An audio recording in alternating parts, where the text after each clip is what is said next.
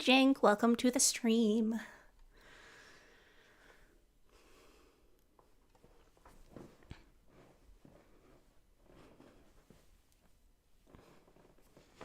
Since I've got my fancy new microphone, I was just making sure that my activation settings were all correct. Stream elements. Why did you announce the wrong stream name? Oh.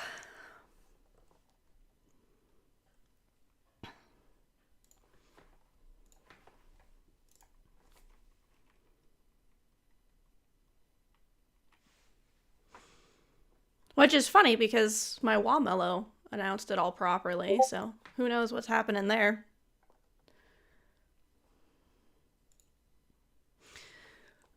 All right. Me.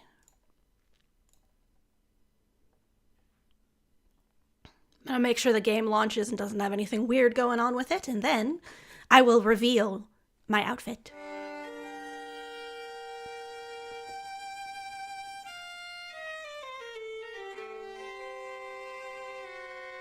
Dramatic violin.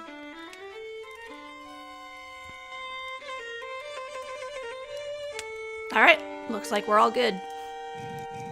Just gonna check my settings. Alright, looks good. Okay, and now it is time for the reveal.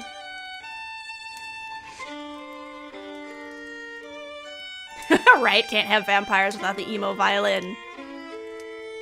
Here we go. Here I am.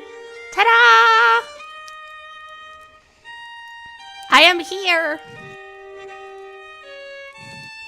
I am in costume.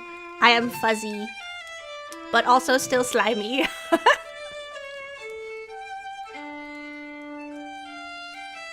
Thank you. Yes, I have my ears and my tail now for the spooky season. Which reminds me, I meant to turn off one of my redeems because that would have to sit on top of this. Let me go do that real quick.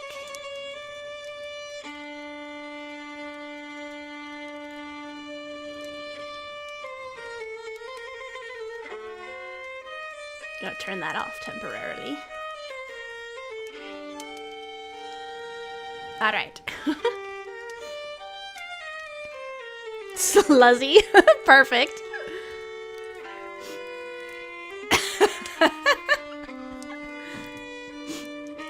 Also, welcome to the channel, Gugurakasu, I guess? Let me know if I'm mispronouncing that. Sluzzy, lol. Perfect. Yep, my ears even... they shift around as I move at the right angles. As does my tail.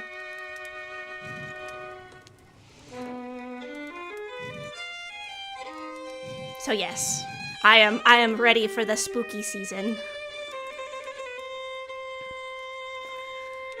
And now we shall go to the game. Let's see.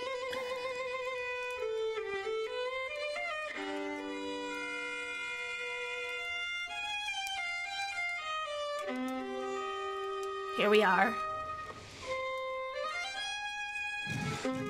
I have no idea what any of these options are, but...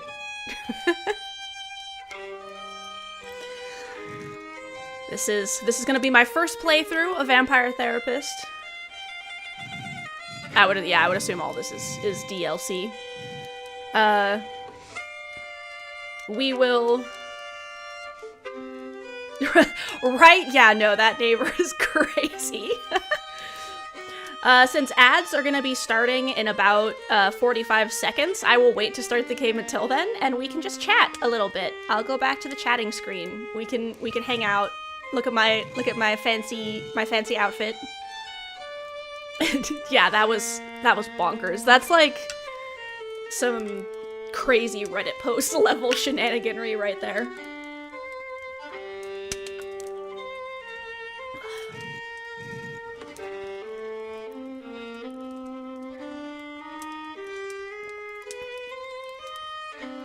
Ew.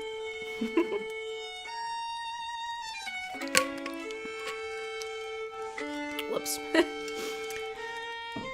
Yeah, I went and dragged our definitely not almost old enough to watch my stream, lol, Yeti microphone, so.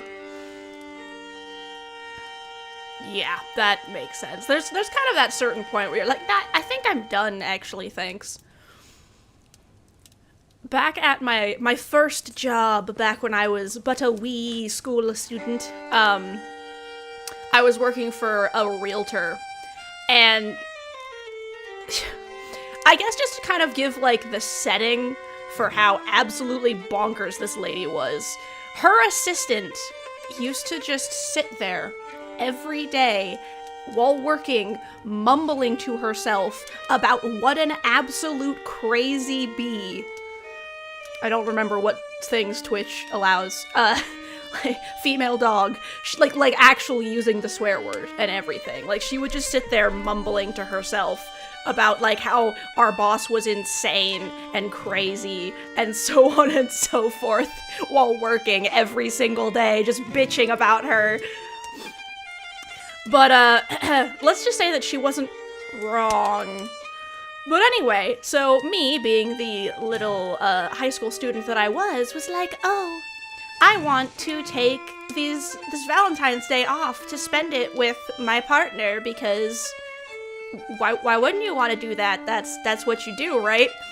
So I was like, hey, crazy boss lady, can I, like, if it's okay, I understand that this might not be standard, and it's totally okay if you say no, but is it okay if I have this day off? Oh, yeah, no, that's totally fine. Oh, are you sure? Are you sure that's okay? There's no problem? Yeah, no, totally fine. All right, if you're positive, I can come in if you need me to. Just let me know. No, go ahead and take the day off. Why would I say no? Well, so I take the day off.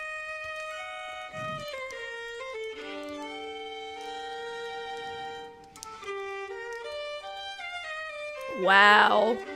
That's even worse. I feel like the fact that she hasn't paid you, like, just adds the insult to injury almost. Like, not only am I having to deal with your nightmare hellspawn, but you also want to put a tracker on my phone? Like, what? She's not even paying you like, wow. I was like, if you're gonna make crazy requests, at least pay me first, jeez. But yeah, to finish my story, so I then take the day off that I requested and she approved me to take off, and then she emailed my mother to tell her that I took a day off without permission, didn't tell them, and just didn't show up at work, and my mom was like, that's weird. Hey, Rita, did you do this? And I was like, no, what? I asked, and she told me it was okay, and I even asked, like, 4 extra times, because I was, like, 14. Like, I was a little baby. I was very confused and distraught over being accused of doing this without actually having done it. And my mom was just like, yeah, okay, this lady is crazy. Let's, figure this shit out. And then proceeded a very awkward conversation where I eventually ended up quitting with the help of my mom, because I was but a wee one and did not know how to quit a job at the time. And my mom was like, yeah, so Rita's not gonna come in on Monday. And then she said, great, what time is she coming in on Tuesday then? And we're just like, what? I ended up talking to her assistant later, and apparently the assistant had to sit down and explain to her that, like, she quit. Girl, like, the kid is gone. She left. Yeah, I don't think that's quite as near, hey, put a tracker on your phone so I can check where you are, despite the fact that you're texting me constantly while you drag around my little shitlings. Like, lady.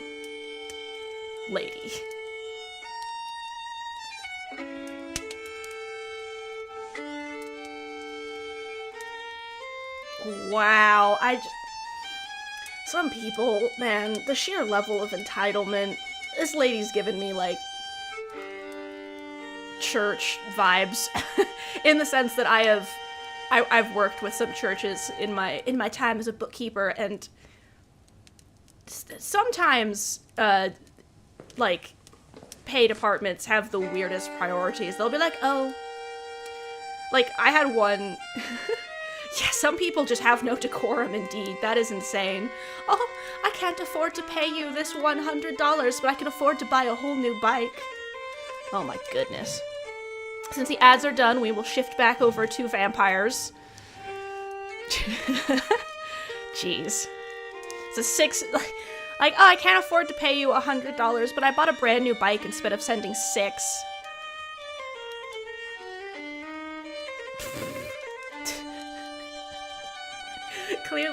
Clearly they're just buying all... Clearly it's the 8 million brand new bikes, right? Jesus Christ. Some people. I just cannot even fathom that. Yeah, that's given me... Okay, let's read this. Vampire therapist explores or touches on sensitive topics such as war, abuse, addiction, sexual oppression, suicidal ideation, religion, and of course death. These may be uncomfortable or upsetting for some readers. We recommend that readers ideation. I can pronounce words. We recommend that readers with a history of trauma related to any of these topics approach this game with caution. Naturally, a game about vampires will also involve blood and sexual themes. Strong language is also present. Vampire Therapist was developed in consultation with licensed therapists. Nice. But it should not be considered a substitute for therapy, unless you're a vampire. So this is a trigger warning. Keep in mind these things.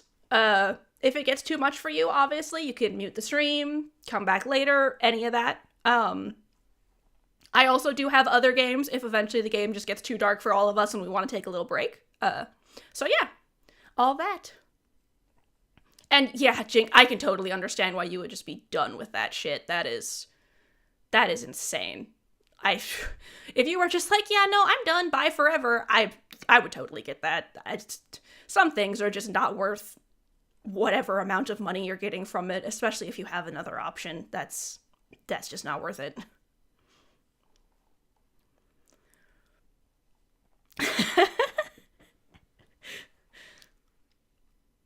Yeah, that is the downside, is they live near you. That is the problem with shitty neighbors. Hopefully, if you just ignore them, they'll ignore you, fingers crossed. And yeah, I don't know, Gugu Rikasu, we might not be able to withstand strong words like muscles, abs, pre-workout in the gym. Might be some melting in the chat. Alright, here we go. Let's click through the trigger warning. I like that they just left that up there for us. My name is Sam Walls, and I'm a dead man. Well, kinda dead at least. See, I'm a vampire. Now, if you think that means all that Dracula hooey, like hissing, wearing skin-tight leather, and hunting mortals for sport, I wouldn't blame you one bit. That's exactly the sort of thing I did in my younger years with my former gang. And let me tell you, a vampire who's good with a gun can be a real terror. I got them lucky, southern though. vampires. I met some kind mortals who saw beyond my fangs. They taught me my letters and showed me how my thinking was keeping me from finding any kind of peace. That's After nice. they passed on, I roamed America's majestic wilderness for nigh on 90 years, figuring out myself and what it means to be a vampire. And I found revelation. What I realized was, it ain't fangs that make us monsters. It's the self-defeating ways we think. Anywho, as the world started getting smaller, my old vampire gang tracked me down. Them being my kin, I wanted to help them see the world like I did, but they still have the same monster mindset I used to have. Good thing I'm a quick draw. Taking care of problems. But I got hooked up with this newfangled internet thing and found a vampire who's helping my kin find their way. Fella named Andromachos, supposed to be 3,000 years old. Damn, bro. He invited me to come out to Europe to learn from him. The I figure monsters were someone the older friends than we time made has along got the to have way. the Yeah, answers. indeed. I'm going on a trip, I guess. This feels like my opportunity to do some good in the world. I've been looking, and now it's time to give back. The real monsters were the friends we had made Vampires ain't along the way. monsters. If that's not Or at the least vampire, the they don't real have to be. vampire story, I And don't know come what hell or is. high water, I'm gonna prove it to him. Nice. Oh, that's cool. They've got the whole table laid out so we can kind of peek at all the different things they were zooming in on.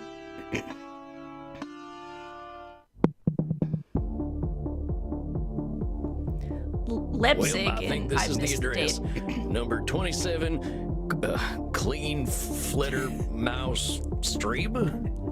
I feel that, Sam. I feel that in my soul. Right? It's nice. They did a good job with the backgrounds having kind of that like atmospheric sketchy, but it not feeling super out of place with the character models so far. Right? And yeah, hopefully you'll be able to spend time with the husband and kids, but sometimes you just kind of gotta cut off the whole group cold turkey because one of the people is just bonkers. But fingers crossed that doesn't need to happen. Sure I like is the a hell of a music. lot of ruckus for this time of night. People stay up late here. Well, Sam, they're vampires. Wait a minute. These folk are vampires. Better watch myself. Right? Yeah, I like the painty kind of like these people in the back definitely have that like paint stroke vibes. Also, Sam, you're also a vampire. What are you watching out for? Guten Abend, folks. Sprechen Sie English? He trying his best. Ja, hello, Alta. Are you here to party with us at the hottest club? Goth vampires. All right, let's see.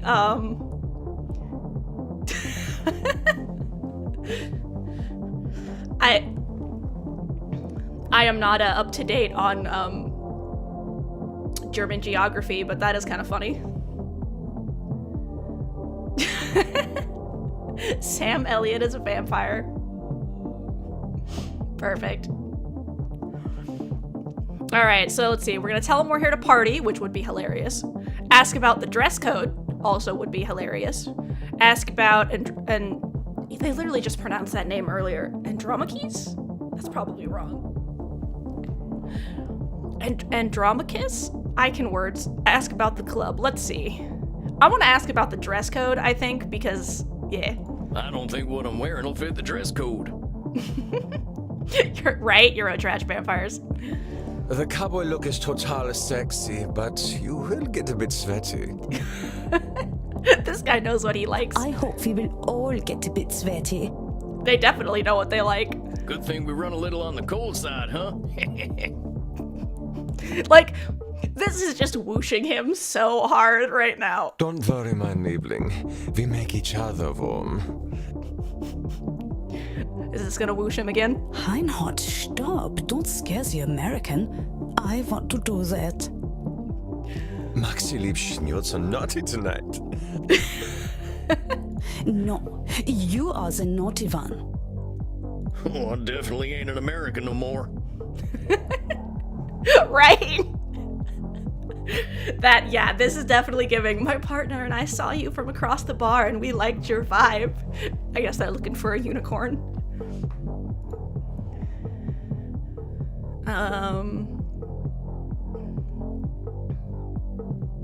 Let's ask about the club.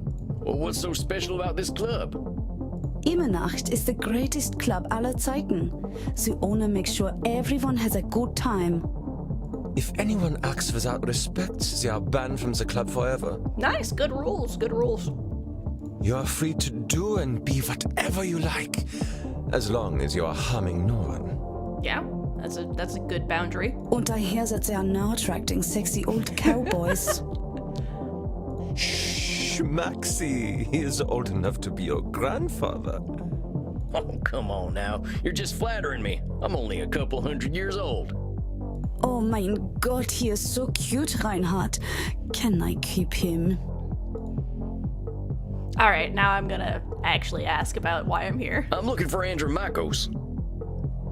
You mean the club owner? Ja, that is why we are here. If you're lucky, he will invite us to the private party at the end of the night. Well, what happens there? I think maybe it is too kinky for Americans to hear. I think this entire conversation might be a bit too kinky for Sam. I guess I have to tell them I'm here to party. I can cut loose. What kind of party is this? The kind where we dance all night and get sexy. Oh, you're them kind of vampires. I suppose that's a way of phrasing it. Ach so, there are better things to suck than blood, oder?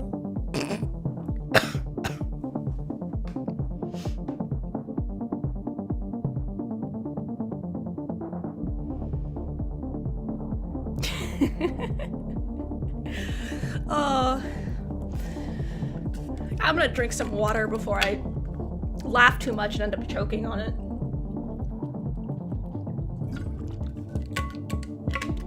I don't need water down the wrong pipe, lol. Alright, let's go. Although we have to get past the bouncer first. If we do not, I'm thinking our night is ruined. I feel like his response, it just perfectly encapsulates how he must feel in this situation. Oh, wait a sec. There's something about what she just said. I can feel it. It reminds me of one of my revelations about the funny patterns in the way we vampires think. Well, let's see. One type of thinking I noticed I called hot branding. That's when we brand ourselves with names we can't get rid of. There's high noon mind. That's when we treat a situation like it's a do or die showdown. And there's saloon thinking. That's when we act either helpless or invincible, like we've just drunk a pint of moonshine. I can always check my journal if I need examples. I kept all my notes about the funny ways we vampires think in there. Oh, this is gonna be interesting. I think I know which one of them funny ways they're thinking in, though. Hold on, compadres. You seem like the kind who can make their own fun. I don't want to have my own fun. Immernacht is the only place to be on Friday night. Let's check my notes here. Collected notes of Sam Walls. Private property, do not read. Reward if found. Cowboy bloodsucker at gmail.com. Bro, you're gonna get getting the wrong type of emails. I found this old notebook and figured I'd take it with me to Europe. I figure it'll help me organize my thoughts.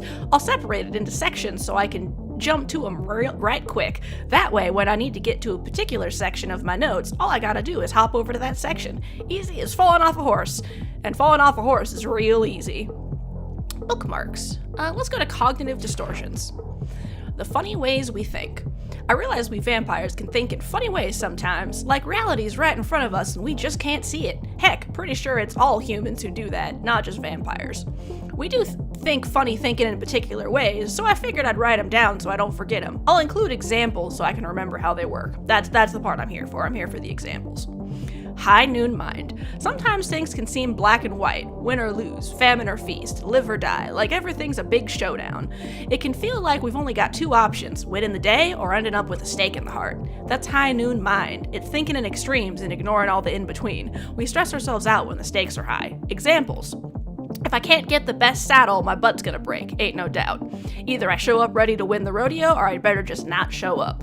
The fate of the West is hanging on this gunfight. Saloon thinking. A lot of us bloodsuckers have a habit of either feeling responsible or feeling responsibility or soul control, or of feeling completely helpless. Thing is, usually neither is true.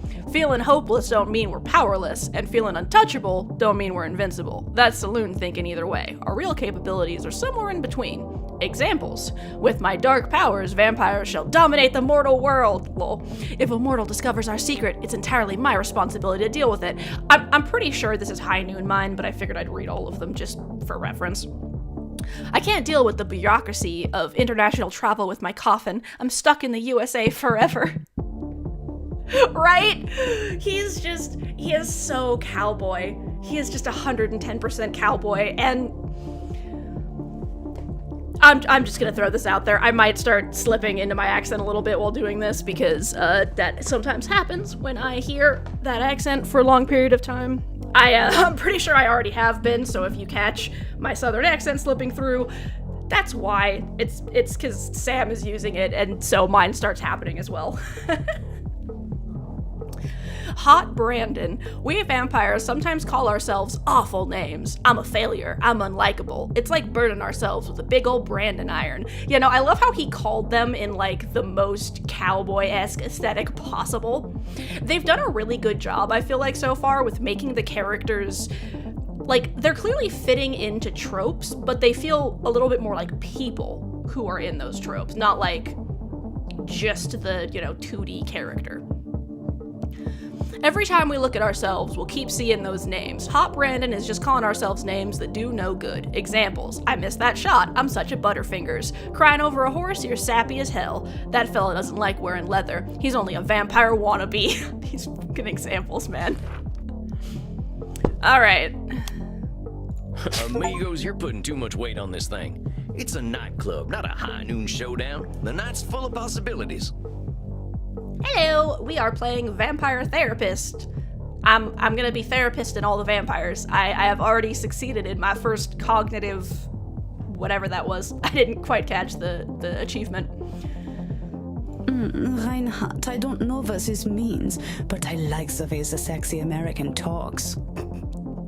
You make us think that maybe it is better we haven't gotten into the club, because we are now meeting you. Right.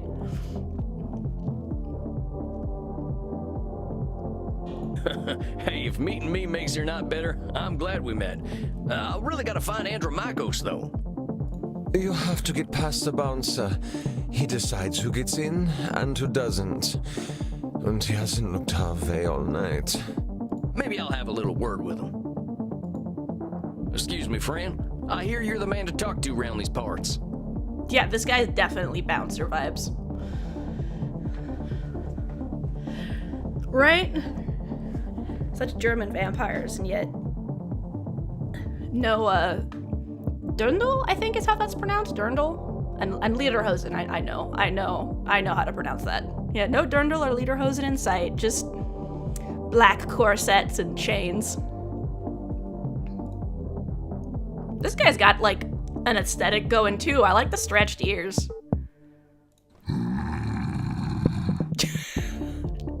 That's the response, I guess. I'm here to see Andromachos. Growls thoughtfully. Have fun, mate. Hey, thanks, amigo. You have yourself a fine night, you hear? Cowboy, what about us?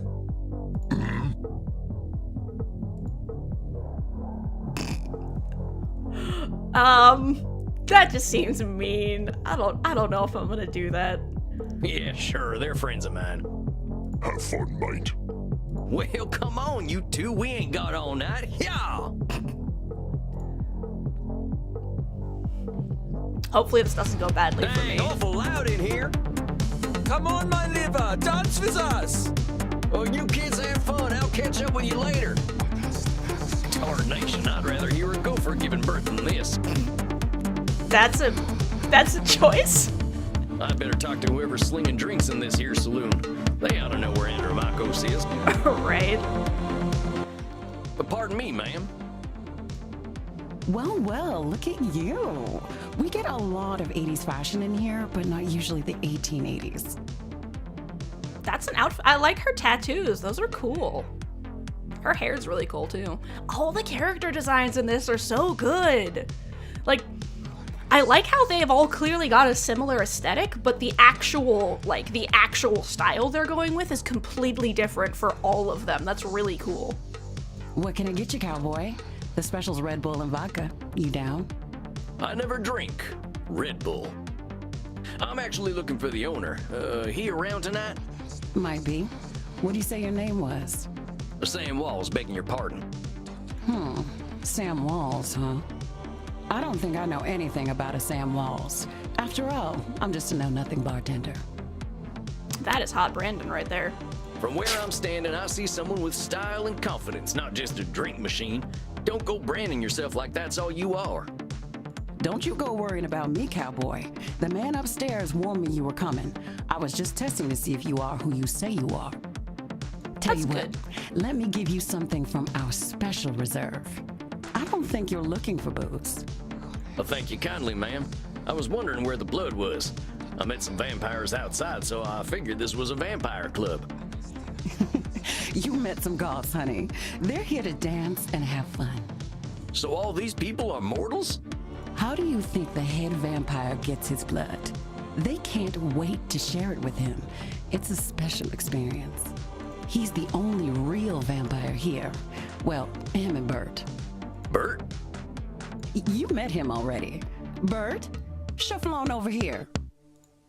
That kind of makes sense. This one's here to see the big guy. Show him upstairs, okay? Have fun, mate. Good luck up there, cowboy. Hope you find what you're looking for. A little bit laggy there. But so far, everything's run smoothly. Oh, here's Howdy. the image It's from Sam the main Walls to place. see you, sir. The guy who's been sending you all them V-mails. Yes, I know who you are, Samuel Walls. You have come here because you believe you can help our kin. Got that dark and mysterious vibe going. The question is, are you first able to help yourself?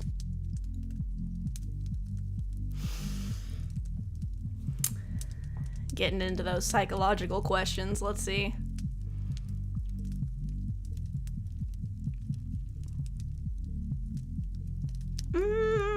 Let's go with yes. I've been fixing myself for more than a century now.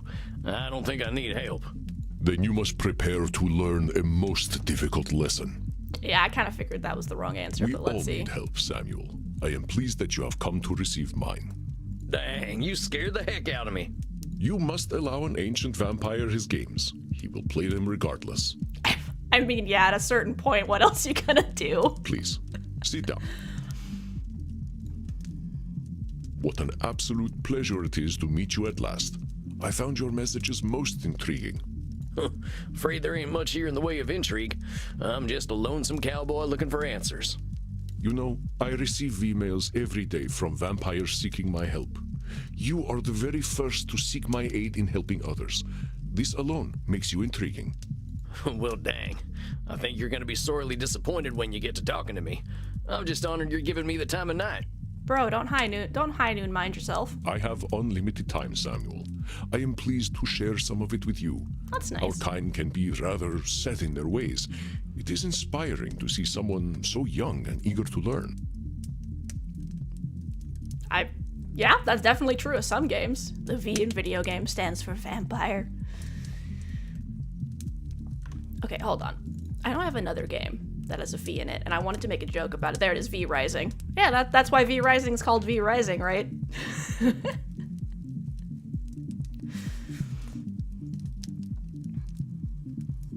Yeah, well, I wasn't much for learning when I was alive. Just making up for lost time, I guess. It sounds as though you have been handling your own life better than most. I was particularly intrigued by these revelations you had while walking in nature. Oh yeah, them. Well, I give walking the credit. Nothing sorts my thoughts out better. After a few decades, I started seeing patterns in the way we vampires think. I like how Sam is lit by the light, but then Andromachus is like still kind of shaded over here. It definitely gets like, it shows the different vibes that they have.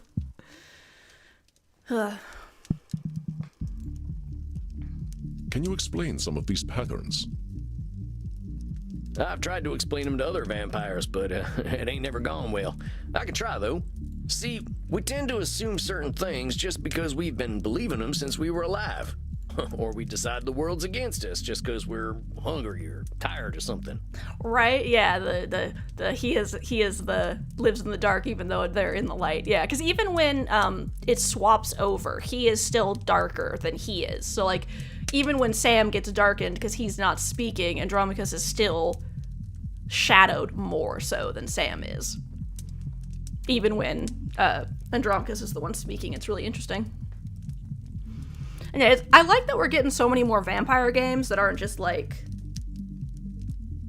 because like obviously Vampire the Masquerade Bloodlines was a really cool game series, but like I just like seeing all the new ones we've been getting. Like we have, V Rising, which is the survival crafting, base building vampire game, which that one's also super fun. Then we have this vampire therapist game, kind of delving into the mindsets of vampires, which is cool. Right, Chuny vampires.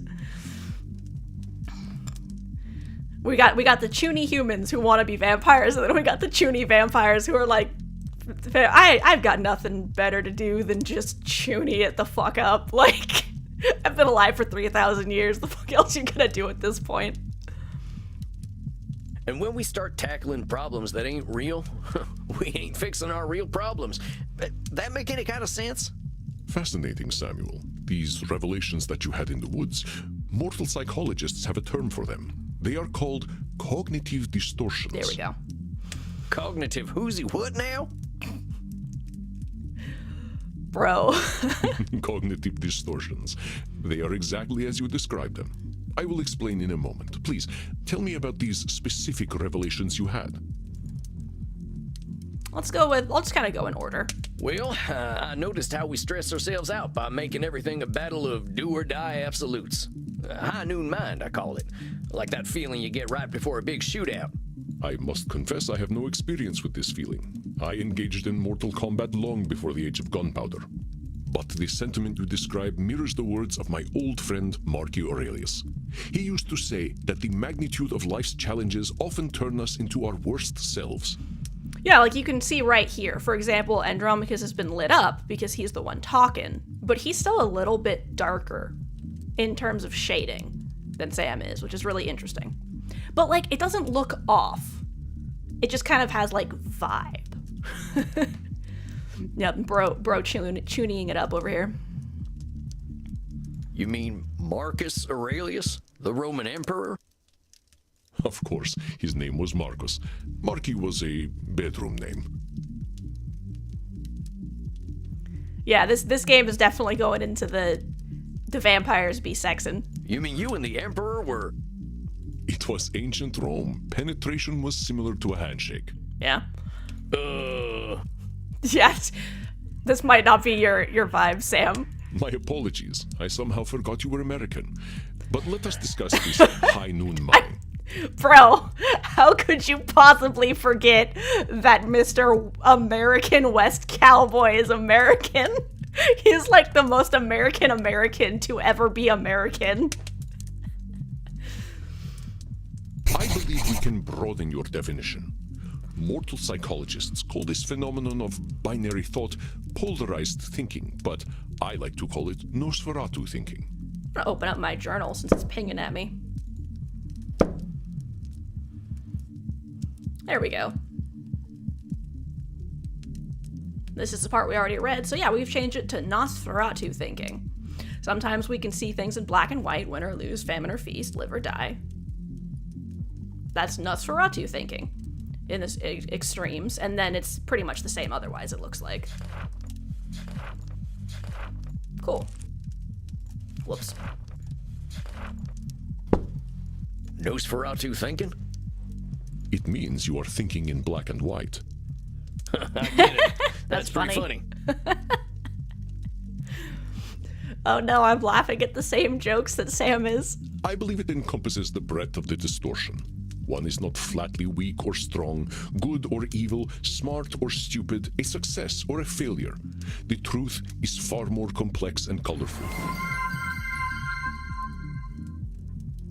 Not every high noon gunfight ends in oblivion, correct?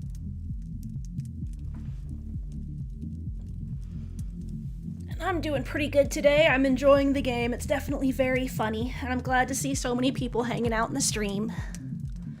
Hope everyone else is doing good too.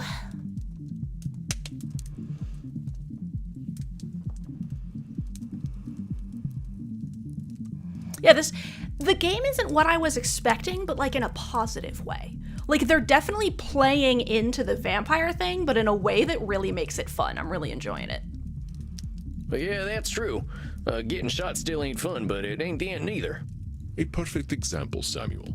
Now, try to catch me using Nosferatu thinking. I will give you a series of statements, and one of them will contain Nosferatu thinking. I will repeat them if you miss it. If I do not drink blood, I will surely die. Is that Nosferatu thinking?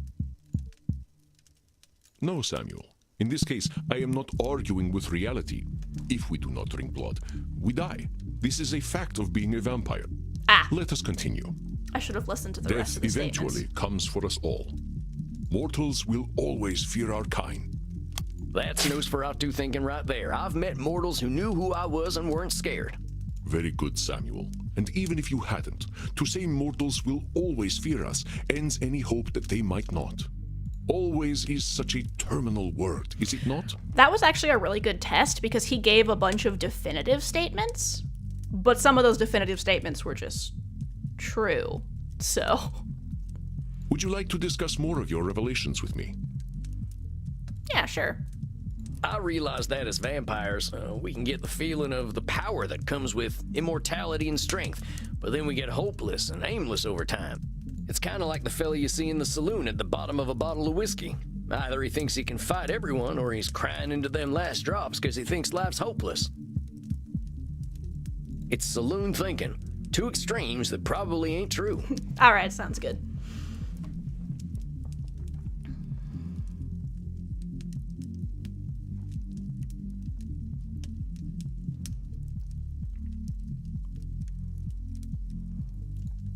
And actually, something I wanted to check.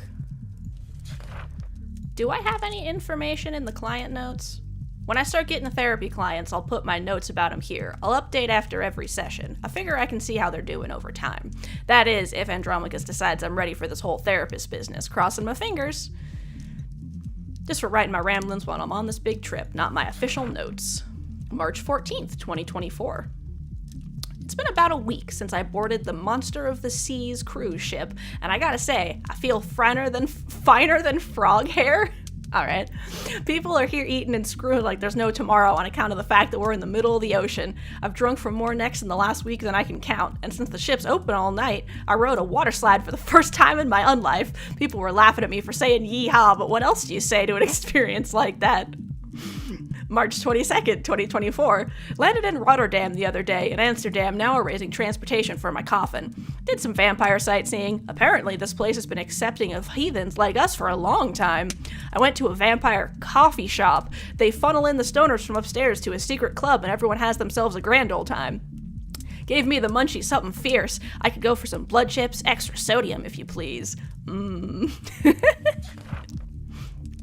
April 9th, 2024. Writing from Berlin today. I head to Leipzig tomorrow, but figured I should check out things here. They got a club where people are up all night doing all kinds of kinky stuff. I'm pushing a quarter of a millennium in years, but these folks could give me some lessons. And did.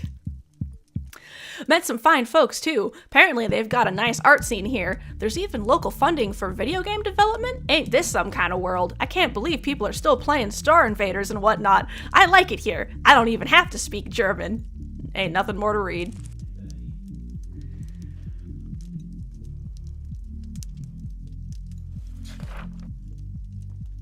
Just checking to see if there's any new information in the Nosferatu thinking, but nope. They just changed the name of it. I feel like it would have been fun if they'd had him cross out the high noon and write Nosferatu like under it or something. But I guess they didn't want to make the book too messy.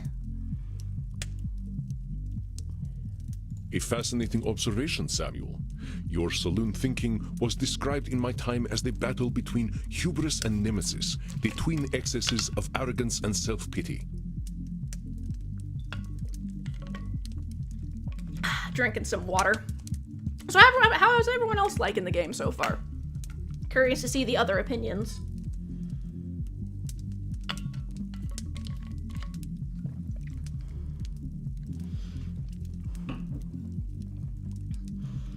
It's definitely given me kind of like a Anne Rice Vampire the Masquerade Bloodlines sort of style of vampire, which I think is cool.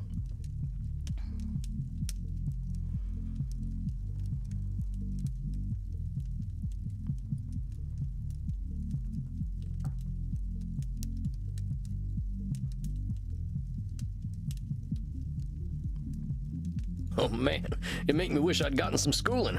Maybe I would have figured this stuff out earlier. You live forever, my friend. There is no Right. rush. Also, it's not your fault you didn't get schooling. Everyone figures out their own stuff in their own time, and that's just how life is, really. What you have identified is a phenomenon where individuals perceive either an illusion of control or a lack of control. Mortal psychologists call this phenomenon you have described a control fallacy. All right, gotta go check the update. The control fallacy.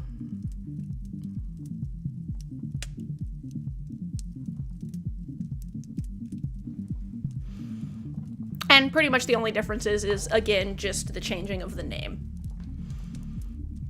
The control. So currently we have Nosferatu thinking, which is black and white thinking. Either it has to go perfectly or it will fail completely. And then we have the control fallacy, which is the either, you're responsible, you're the only person who can do something, so on and so forth, and then you are a failure who can't do anything. Thus I can't deal with the bureaucracy of international travel with my coffin. I'm stuck in the USA forever. That, honestly though, that sounds like it would be such a pain in the ass. Rarely do we have complete power over our situations or no power at all. But we create this illusion that stops us from attempting to change our perceived situations. Yeah, you're right about that. I used to think I'd never get away from my gang, and maybe that's what made me stick with them for so long. Yeah, there's also something of a sunk cost fallacy there, where basically you have this idea that because you've been doing something for so long that, like, you'll lose, like, you kind of like you lose it, basically. Like, well, I've been dealing with this for X period of time, I don't want to have wasted all of that time on this. And so that's kind of the sunk cost fallacy. It's the reason a lot of people might, stay with a shitty job or stay in a toxic relationship, because they have this idea like, oh, well, I've been with this job. I mean, I actually had that job problem myself. Like, oh, well, I've been at this job for, 20 years. I don't want to, like, leave. And then, like, what does that say of all that time I spent? But it's like, sometimes it's just better. Like, if it's a better situation for you, you just gotta kind of bite the bullet and just do it at that point. Yes, you see how cognitive distortions keep us from facing reality, whatever that reality may be. Of course, I am so old and powerful that I am always in control. You're testing me, ain't you? That's a control fallacy right there. Well done, Samuel. I am indeed very powerful, but the cosmos holds no awareness of Andromachos. Andromachos, okay. Of course, as you expertly pointed out with your analogy about the man at the bottom of a whiskey bottle, a control fallacy can be positive or negative. Listen to my next few statements and try to find a control fallacy. Simply let me continue if you do not detect one. The sun will eventually burn out. I will roam a cold, dead earth, and there is little I can do about it. I think that's My just kitty true. cat died. I shall be lonely forever. That's a control fallacy. I'm sorry about your sweet kitty, but you can always pick up a new one. Or there's lots of them just waiting for a loving home, so you don't need to be lonely. It was just an example, Samuel. Well spotted. But I do speak from experience. I felt this way once when a pharaoh I was dating had our cat mummified. Pro just dropping the dad lore on us, just like, oh yeah, Marky the bedroom name, and the pharaoh I was dating. Like, that's all you're not gonna share the rest of the story, I guess. I went into a murderous depression that nearly decimated the continent. But I had the power to help myself all along by adopting a new friend in need of a home. Oh, dang, don't let me get on your bad side. Right? I doubt you shall see it, Samuel. Did you have more revelations to tell me about? See, I used to be in a gang. They were my whole existence. If you asked me who I was, I would have said, I'm a murdering bastard. Once I got away, I realized how small-minded that was. I was Sam before I was a murdering bastard, but that's how I was choosing to brand myself. My old gang's still around, and they're still branding themselves like that. They can't see themselves as anything but killers. Very astute, Samuel. I favor the clinical term, however, which is labeling. There we go. Labeling.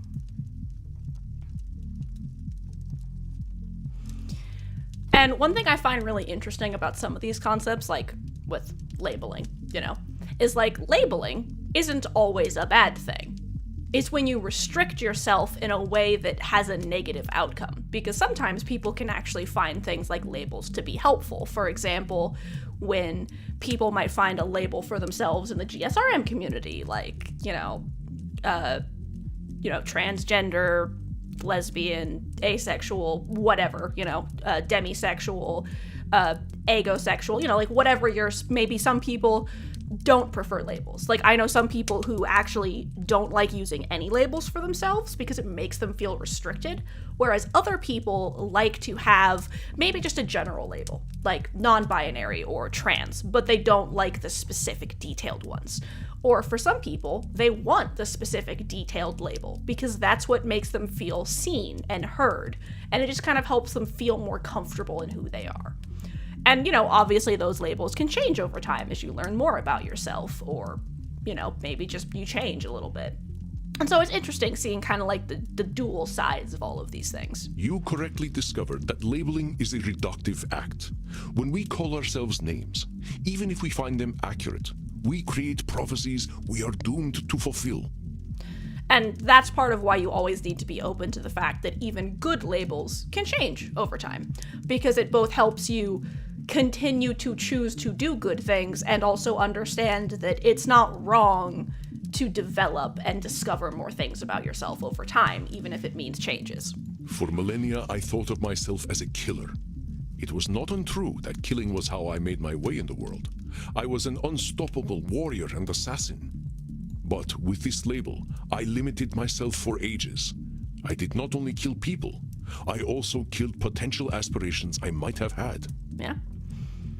See whether you can catch me doing some labeling in my next few statements. I am so old, I am ancient. I think that's just true. Call me whatever you like, but don't call me late for dinner. How shall I describe myself? Yes, I am a mass murderer. This one was a lot easier than some of the other That's ones. about as clear a labeling as it gets. Yeah, we vampires tend to do a lot of killing, but reducing ourselves to killers ain't doing us any favors. Excellent, Samuel. You are correct. Labels can be cages that we lock ourselves in. I was a mere murderer for most of my existence because that is how I labeled myself. Yeah, I did the same thing. Sam Walls, the murderer, reprobate, and good for nothing. Those are not how I would describe the Sam Walls I see before me. Yeah, I think this also, I like how they're using the actual stuff, because you can kind of look at this and take it and, use it in real life. Because, a lot of people might be like, oh, I'm too stupid to have this kind of job. Or, oh, I have no talent in art, so I can't draw. And it's that shouldn't stop you from doing something you want to do, It's yeah, plenty of people don't have talent. That's why they, work at it to get better, and so on and so forth. Even people who don't have hands can draw, So it's a skill that you can build up over time, and a lot of things can be skills. Just because maybe you struggle with math doesn't mean you can't do it necessarily. And so it's a lot of those different things. Don't let those ideas stop you from doing what you want to do. Did you have more revelations to tell me about? It's even with VTubing, some people might be like, oh, I don't have the money or the art skill to be able to do VTubing. Well, there are actually a bunch of free models that you can find online. People on VGen and Ko-Fi and stuff have free editable models where you can just change the settings and colors on them, and then bam, you can be a VTuber. And there's a lot of stuff you can just get for free. It's basically just pick a day that you want to stream, and then just share what you love with people. I've been enjoying it, so I figured that's another fun example that's kind of relevant to the topic at hand. I think that's all of them, or at least the ones that were the most obvious to me. That you recognize the concept of cognitive distortions at all is most impressive, Samuel. What took me nearly 3 millennia to understand took you merely 2 centuries. Oh, come on, you're just flattering me. I'm just a dope stumbling his way through one life. Are you now? Tell me, Samuel, what kind of cognitive distortion are you exhibiting when you call yourself a dope? Downplaying your own accomplishments. Yeah, I'm doing some labeling. I gotta watch myself, huh? No, I got 5 correct in a row. As long as we retain any humanity, we will have cognitive distortions. What we are aiming for is not to become perfect beings, but to understand and accept ourselves. I feel like that's kind of a good thing to follow, just sort of in general, really. As long as we can recognize cognitive distortions, we can address our real challenges. One cannot drink blood from a straw man, after all. I ain't never heard that one before, but I like it. If it helps solidify the concept in your mind, then I am well satisfied. I know you came to learn from me, so I will do my best to honor your good intentions. Let us ensure that you understand the concepts of labeling, control fallacies, and Nosferatu thinking. I will give you a series of statements, and each one will contain a cognitive distortion for you to identify. I will begin. All right. If I invite over my vampire friends, I know I'm going to have to deal with guano all over the place when they turn into bats at the end of the night. That's Nosferatu thinking, but is also very funny. Well, that ain't right. He's acting powerless, like a man Oh, clinging I to a mixed whiskey it up. bottle. What Andromaco say that distortion was? Control fallacy. If I invite over my vampire friends, I know I'm going to have to deal with guano all over the place when they turn into bats at the end of the night. Well, that there's a control fallacy, sir. You're acting like you've got no control, but you could lay down some ground rules for guests, or some newspaper. Lol. I mean, that would work. Or express concern to my friends that they have not been toilet trained. Very good, That's Samuel. the Let me try real another. response there. I am Andromachus, the ancient darkness, the scourge of the Mediterranean, the mortal's bane. Well, that's definitely some intense labeling. Those are some hard names to get over. You are not wrong. Those names followed me for millennia. It was most stifling. Let me try another then. If my club's revenues do not significantly increase, I will end up living on the street. There we go. That's Nosferatu thinking. That there's got to be Nosferatu thinking. There's a huge space between making a ton of profit and living on the street. Indeed, you are correct. I run my club at a considerable loss, but 3,000 years of banking interest means that money is not really an object to me anyway. Samuel, now I am not only intrigued by you, but also impressed. I would very much like to teach you my ways, but I must demand something of you first. We gonna party or what's up? Anything. I'm here to learn. You must receive therapy yourself. Huh? I will not Okay. have you seeing clients without a commitment to your own mental health. That makes sense. Oh, now, hold on just a minute. I don't know that I need therapy. I'm feeling pretty good about myself these days. Samuel, we all need therapy to live in this world. You have been speaking in cognitive distortions since the moment you walked into my office. I have. I didn't even notice. They are most insidious, but I am here to help you identify and challenge them. You have walked alone for too long, Samuel. Allow me to share my experience with you. And I think that's actually pretty common, is a lot of therapists have their own therapists, because having, helping people with their own things they have going on can be very stressful for people. Plus, want help with your own issues. And honestly, just because you're going to therapy doesn't even mean there's something air quote wrong. It's just sometimes it's helpful to have someone else to talk to. Well, all right, if you say so. I appreciate your taking the time to work on this, old cowpoke. Sorry, Right? I don't understand. We have all the time in the world, Samuel. But for now, you must be eager for something fresh. Please, dance, drink your fill. We will begin tomorrow. Cool, so we are going to party. Okay, then. Well, sir, it's been an honor. You don't have to call me sir, you know. All right, then, Andromachos. Andromachos. Hey, Andromachos. Just call me Andy. All right, Andy. I'll see you tomorrow, then. I suppose that's better than him just butchering your name every time.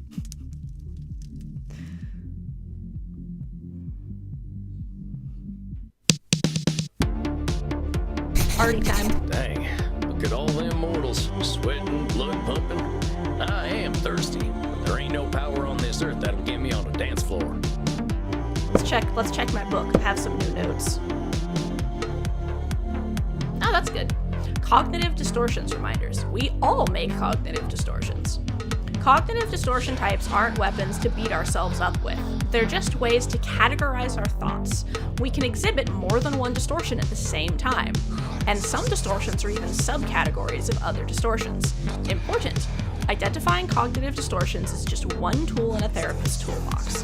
Empathy and compassion are some of the best tools we got. Yeah?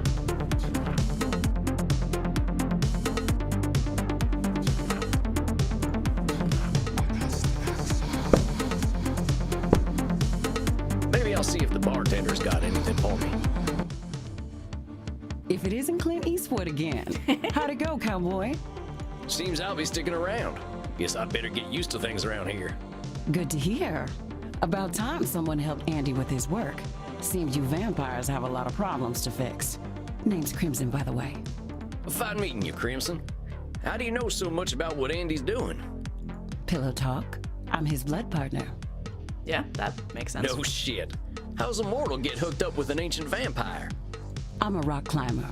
I stumbled into one of his lairs in Madagascar, found a cave while climbing a mountain, and there he was, naked in a hot tub. That is a hell of a first meeting. Dang.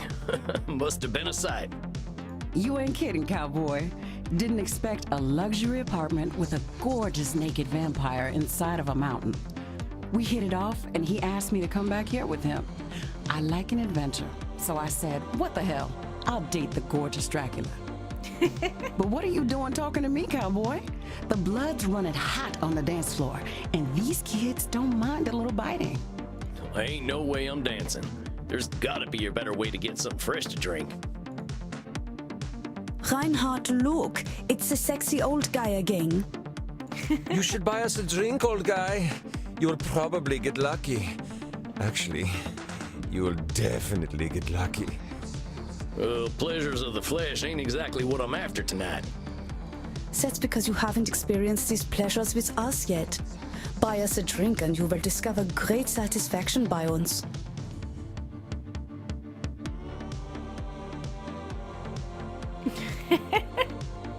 These are definitely a series of responses. I guess I'll go with this one just because the other ones seem kind of... Like, this is just really condescending. I don't particularly care about picking that one. He just flew from another country. I'm sure he has the $10 to buy a drink. I ain't buying you a drink. I think I'd be insulting your economic status. Mein Lieber, don't worry about us. We just like to feel special. We have lucrative jobs in IT. Oh yeah? Well, maybe you can help me. See, my printer died again. Getting real tired of these things. Oh, please, we are here to party. But get a laser printer. Well, thanks for the tip. That ink seems to be more valuable than blood. Look, kids, you seem like nice enough folks, but I wasn't planning on buying drinks tonight. Stop teasing the cowboy, Kinder. They're just messing with you. Drinks are free here. Dang, really? Ain't never been to a saloon with free hooch. Call it a drink exchange. Huh. So, everyone here knows they might be sharing blood? Only as long as there's consent. We like to create a safe environment here. Why don't you take Reinhard and Maxie here back to the kink room? Wait, kink room? Mm-hmm. You're not in Kansas anymore, cowboy. We are not afraid of sex here. I'm from Missouri, but point taken. Like, he's like, I need to correct this, but I get the gist. Nobody has to do anything they don't want to do in there. Just have fun and drink your fill, handsome. I'm sure I'll be seeing plenty of you. Maxie, Reinhard, this is one of our special customers. Ach so, ein Vampir. I'm thinking we are all getting lucky then. My neck throbs with anticipation. Dang. Guess I'm going to a kink room then. Thanks, Crimson. I knew a man who wore this much leather couldn't be boring. Lol. Yeah, well, you got me pegged. Is that what we are doing now? Give me the document and I will sign myself up for it. Well, I really ain't in Missouri no more. Look, I'm more into biting. Okay, we're gonna be getting an ad in about a minute. So I'll pause here for a second. Because I don't know if there's gonna be more conversation or other choices that are popping up, so I figure we'll just... we'll take a moment so I don't accidentally end up with something I can't stop in the middle of the ads.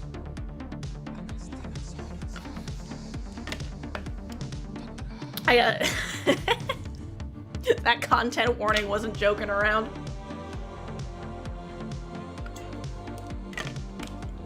Also, bro keeps just walking himself right into those.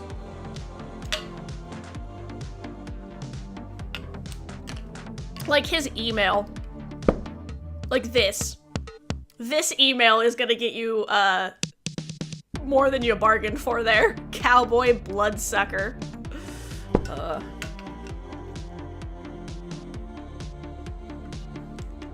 Alright, so we should be seeing ads any moment now.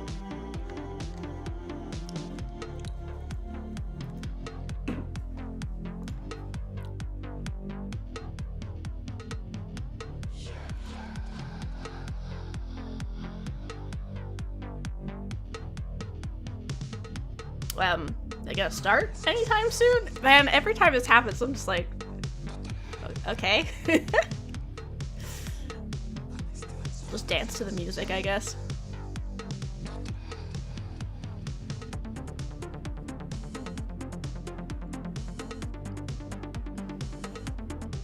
They picked good music for a lot of these scenes because it's like, it's enough detail to be interesting to listen to even when there's no dialogue going on, but it's also not enough to distract from the dialogue that's happening, so it's a good choice. There we go, there are the ads.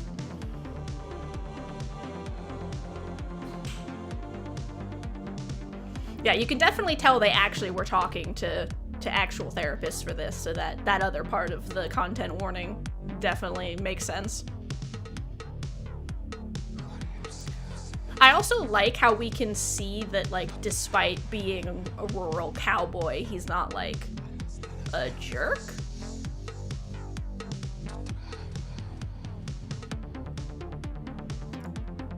Like, he just has things he's not into. He's not super prudish or anything. I like the page turn.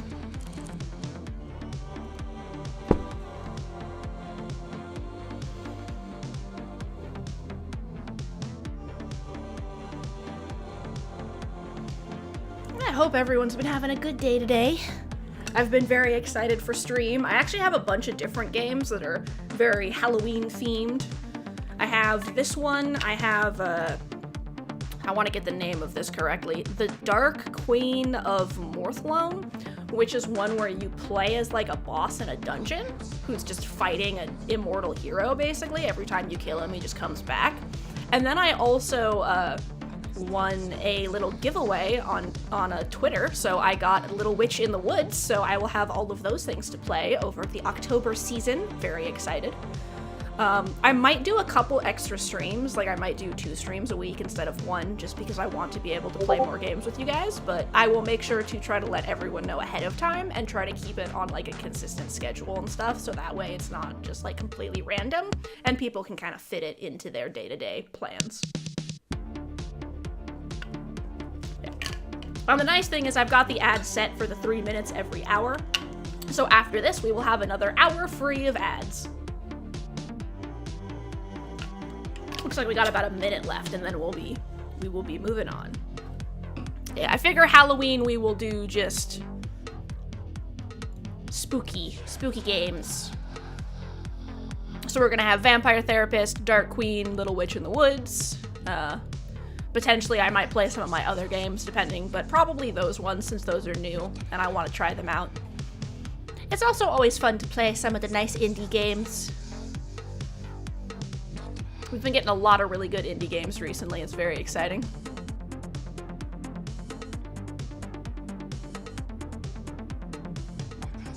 Dance to the music. I'm also having a good day because, as I mentioned on my socials, I was able to head out to GameStop and actually get some of the shiny codes. So that was great. It was very exciting. It's crazy how few codes they gave out though. Like the fucking redistribution was 50 codes per store. Are you kidding me? That is nowhere near enough. All right, it looks like everyone should be back from ads by now, so we will continue the scene. Right? Oh, your teeth look perfect. Are you going to bite me, Vitzos? That's the plan. Who's going first? Oh, me. Well, step right on up. Someone's excited. Remember, Sammy boy, just stick the tips of them fangs into the blue veins and we'll all have a nice time. Oh, all right.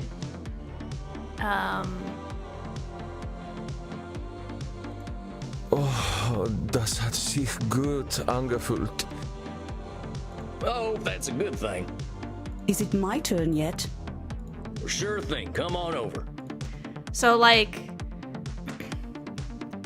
I have to angle it so that the bottom of the fangs hit the blue? Nicht meine Arterien. Shucks, my aim's off tonight. And you can skip these if you didn't want to do them. Oh, Reinhard, the hot old vampire wore me out. Me too, Maxi. I feel as though I have set up a mail server. I mean, yeah, that would be tiring. Reinhard, mein Zucker Fledermaus. Ich bin so müde, sexy zu sein. I will get us a taxi cab, Liebchen. Und du, cowboy? Next time we will talk about that thing you mentioned earlier. Oh, yeah, sure thing, fella. You can help me with my new laser printer. That's not what they're Now that talking I've had about, something friend. to drink, I should probably get to my coffin. Samuel, wait a moment. I see you got your fill. Are you heading out? Yeah, I figure I could use some shut-eye. I locked up my coffin over at the storage center. Storage center? Please, you can use my guest coffin. I insist. You must be well rested for the challenges ahead. Guess I got a big night tomorrow, huh? I should get a good day's sleep. Wonderful. Please. I like follow how me. they allow you to skip the vampire feeding if you don't want to do that, especially because it's kind of difficult. Well, dang. This is mighty plush. Guess it's one of them smart coffins. That does look very comfy. Let's see what's on TV. Hey, I remember this movie. We were so proud to finally get some representation. Not sure I should stay up watching movies, though. Well, ain't much else to do in here. I think it's about time I hit the hay. Hope I'm cut out for all this. Yeah, I guess that curtain is that's just how it's animated. Samuel, good evening. I hope you slept well. Yeah, we must have a new entry. Yep. April 11th, 2024. Whew, what a day. I made it to Andy's club in Leipzig. Folks are real nice here. Couple of goths were real friendly. They've got a darn tootin' bartender and even a friendly greeter. He doesn't talk too much, but I can tell he's an introspective sort. Now Andy, that's one hell of a vampire. He's just got this presence. You can tell he's 3,000 and that is freaky as heck, but he makes you feel at home. But naked. I don't know how else to describe it. Oh, and I went to a kink room. Yeah, Sam Wall's kink room. My big brother would have gotten a kick out of that one. I ain't gonna write about it here. I should get some sleep in this fancy coffin Andy lent me anyway. Like the dead, as they say. I was hoping to save you some breakfast, but I've already sent them on their way. Oh, that's all right. I'm still pretty full from last night. Them goth types were practically throwing themselves at me. I am not surprised. Perhaps I should be concerned that some of my guests will follow you home. Well, gosh, if I still had mortal circulation, I'd be blushing. Why are you so embarrassed, Samuel? Ah, hell. Guess we should just save it for therapy, huh? We gonna get started now? If you like. Why not? I'm eager to get going. Let loose, Doc. Very well. Let's start with the first question any therapist asks then. What brought you to me? Why is becoming a therapist so important to you? Well, gosh, I remember what it was like. Being all angry, hungry, and scared all the time. It ain't no way to live. Yeah. When I see vampires acting the way I used to, I just need to show them there's more to unlife. And why is that up to you? You, of all people, know how lost our kind can be. Preying on the weak, dating mortal high schoolers. The real thing you need therapy for right there. Dating mortal high schoolers. I've got to make them see their potential. That's what I'm here for. I know it. That is a lot of responsibility to place on yourself. All right. Immediate anyone who reads that's like, we're referencing Twilight here, aren't we? You got a funny look in your eye. Am I doing one of them distortion things? You are most perceptive. Yes. Perhaps you can tell me what it is. When you say you are here to make vampires see the world differently, in what way are you distorting reality? It's the control Well, fallacy. I guess that's a control fallacy, right? I can't assume I'll be able to help other vampires the way I was helped. Very good, Samuel. Control fallacies are hard to avoid when one feels strongly about something. Your fate is not to transform every vampire you ever meet, even those who are your clients. You will do what you can do, and that is enough. That's a good way to think about it. Even if you feel like something is your calling, all you can do is do what you can. It's like you can lead a horse to water, but you can't make it drink, which is a very apt metaphor for the context. But I am eager to learn how you developed this desire to help our kin find a different way of thinking. Well, like I told you when I first V-mailed you, I was a real nasty son of a bitch when I first became a vampire. When I look back and see what a no-account piece of shit I was, I ain't nothing but embarrassed. It all seems pretty stupid to me now. Here we are living forever and all we can do is kill? That's the dumbest thing I ever did here. I am going to stop you for a moment. Stupid, no-account piece of shit, nasty son of a bitch, dumbest thing. Do you hear the way you are talking about yourself? With respect, sir, I earned all them names. I killed women and children. Half the ghost towns out west are my doing. I didn't think of nobody but myself. Pretend you are my therapist. If I sat here and called myself a no-account piece of shit, what would you tell me? I'd say you were doing some labeling. And I guess I'd tell you to look at yourself a little more kindly. Extend the same compassion to yourself then, Samuel. How are you to move on from being a nasty son of a bitch if you are labeling yourself? If you wish to be a guide to other vampires, you must start with compassion for them and for yourself. Yeah. And that's something a lot of people struggle with. Like, I've seen a lot of recommendations when someone's like, oh, well, I don't know what I should do about this or this. And someone's like, well, if your friend came up to you and told you that they were in a situation where this was happening, or they called themselves this, or they said someone did this to them, what would you tell them to do? And that actually helps a lot of people, that, like, if someone else was telling you the same things you are telling them, what would you say in response? So, now that you've gotten That all doesn't that work for horrible everyone, but name-calling it's a out of the useful way, tool. please tell me, how did you find your sense of purpose?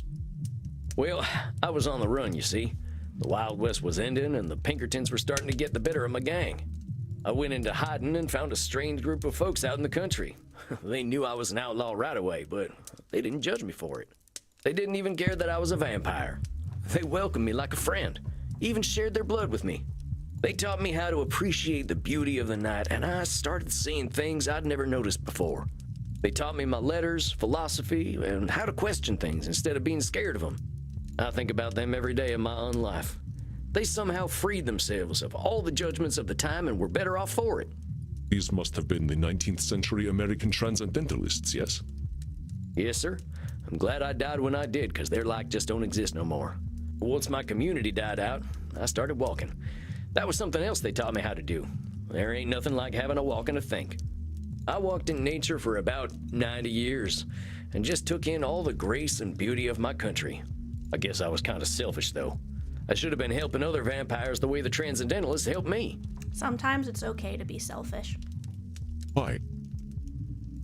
Why waste 90 years walking when I should have been helping others? Seems pretty obvious to me. I could have done a lot of good in that time.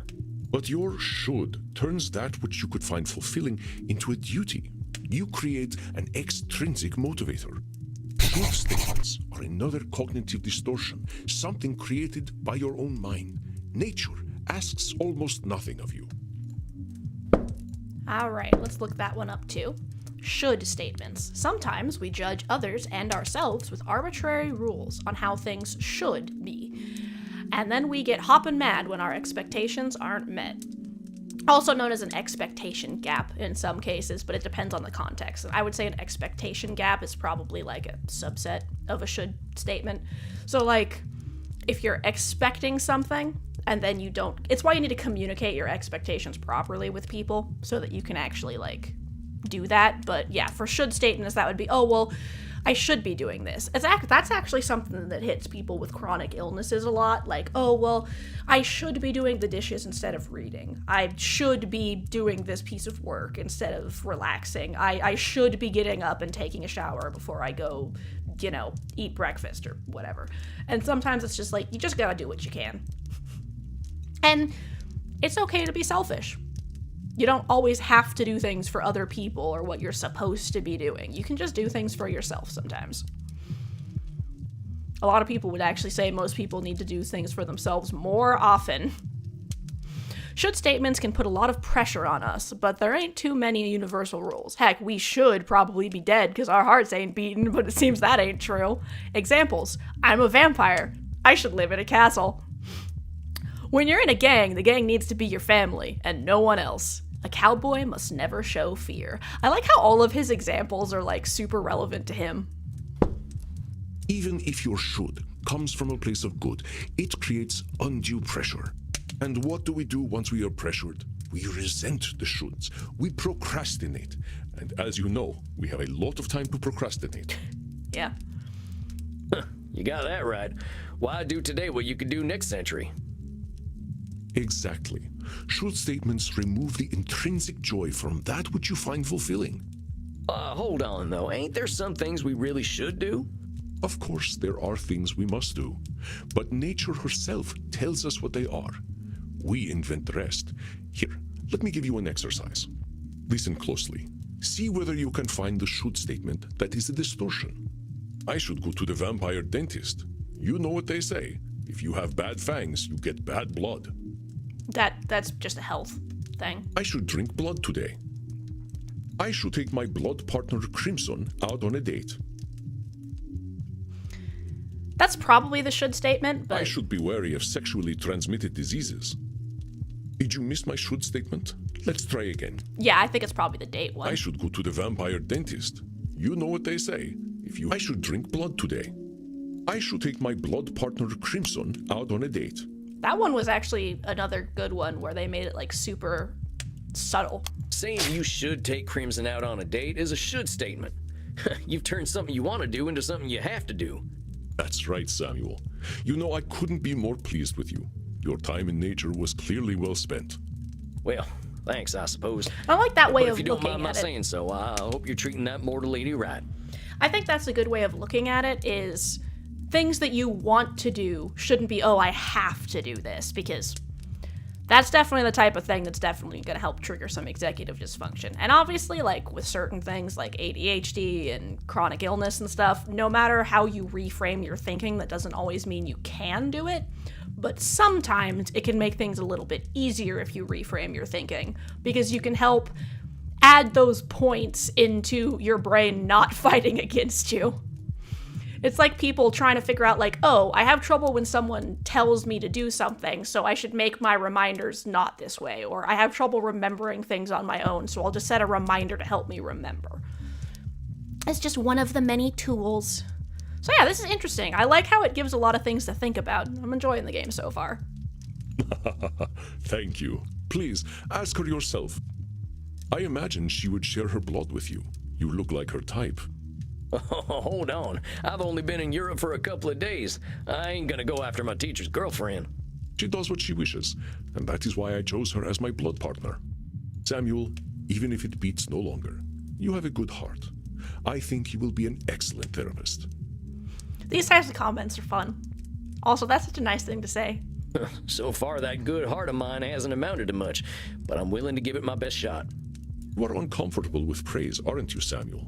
Right. Every time I say something positive, you find a way to negate it. I just don't think I should be doing any bragging. I spent my first 50 years killing. I spent the next 90 walking in the woods. I've tried to walk a better path since then, but I ain't no saint, Auntie. I did not say you were. Having met several so-called saints, I can attest that none of them were either. I understand your discomfort, Samuel. I, too, have done terrible things that I cannot erase. But is erasing the good I have done worthwhile? Well, I guess when you put it like that, it sounds kind of silly. It's another cognitive distortion, one that mortal psychologists call disqualifying the positive. All right. Disqualifying the positive. On account of the nasty stuff I've done, I can feel like a real good-for-nothing sometimes, but that's disqualifying the positive, canceling out the good and leaving the bad. It ain't a distortion to see the positive in yourself or in a situation. It's just being honest. Examples. The Three Stooges just smack each other in the heads a bunch, though I still like them. Yeah, I can turn into a bat, but any vampire worth their fangs can do that. She rescued a kitten, but she drinks mortal blood every night, so one good deed means nothing. Another good example of that is like with, as mentioned before, chronic illnesses. You might be like, oh, I managed to take a shower today, or I cleaned my whole house or whatever. But like everyone does that. That's something normal people can do, you know. But like everyone has different levels of struggle. And invalidating what you've managed to do, it just makes yourself feel shitty about it, honestly. It doesn't really help anyone. It's not like it's going to encourage you to do it more often. If anything, it's going to make you feel like not doing it. I understand that the actions of your past are difficult to bear, but what we are here to do is accept reality, with both its positive and negative aspects. I am not saying that you should disqualify your negative actions, but merely note when you disqualify the positive ones. Yeah, I think that's a good way to think about it. Let us try an exercise. See whether you can challenge me when I disqualify my positive deeds. I am Andromachos, one of the most powerful vampires alive. Before I became the vampire I am now, I did exceptionally terrible things. I think that's just a fact. I have defiled the innocent. I have killed countless people. I think that's also just a fact. The good I now do pales in comparison to the evil I have done. I think that's disqualifying the positive. That's the one. You're literally disqualifying the positive by comparing it to the evil stuff you done. Well done, Samuel. I believe the recognition of this distortion will serve you well when you start to see clients tomorrow. Whoa, tomorrow? I only just started learning these here cognitive distortion things. I will, of course, be with you. You needn't worry. I can sense your instincts and will help you. That's good. I'm glad he's not just dumping him in the deep end. But tomorrow, I just don't feel ready yet. My friend, we are never truly ready. But if it would ease your concerns, we can practice with further examples. Would that be helpful to you? Let's do it, just because I want to see. Yeah, I think I could use the help. Very well, Samuel. Let's try some examples. I will give you a statement, and you find the cognitive distortion in it. I am far sexier than movie vampires. Therefore, I should be a movie star. Oh yeah, that's an easy one. That's a should statement right there. You're not insecure enough to be an Right. actor anyway. You're just right, but I guess that's technically a should statement. Excellent, Samuel. Would you like another exercise? Sure. If I cannot consume high-quality blood, I might as well drink blood from Florida. Let me check my book real quick. Because I think that's either Nosferatu thinking or a control fallacy. Yeah, I think it's Nosferatu thinking. Because it's not their responsibility. Those are the ones that get me. These two are so similar in types that I sometimes mix them up. That's Nosferatu thinking, ain't it? Correct, Samuel. That being said, I am sure there is still decent blood to drink in Florida. But I would bring a test kit anyway. Just shitting on Florida, alright. Would you like another exercise? I am an antediluvian old fart. Well, that sounds like labeling to me. You ain't just an old fart. Are you actually older than the flood, though? Do I look that old? Oh, not at all. I was just... I am joking, Samuel. Don't worry. The myth of the flood was at least 1,000 years before I was born. Would you like another exercise? Just casually dropping the myth of the flood. With my terrifying powers, I know I shall never be destroyed. That is a control I think fallacy. that's a control fallacy. Unless you know something I don't. That's correct, Samuel. Though my powers are indeed phenomenal, the universe holds mysteries and dangers I cannot fathom. Would you like another exercise? Yeah, because I think we haven't done a I disqualifying may hold the vast positive yet. knowledge, but acquiring it was inevitable thanks to my immortality. I know that one. That's disqualifying the positive for sure. I knew you would catch that one. Would you like another exercise? I'm gonna do at least I one am more. lazy and useless because I slept the night away in my coffin. I think that's labeling. That's just labeling, Chief. Ain't nothing wrong with having a sleep in once in a while. That is just true in general for everyone. Ain't nothing wrong with having a sleep in once in a while. Well done, Samuel.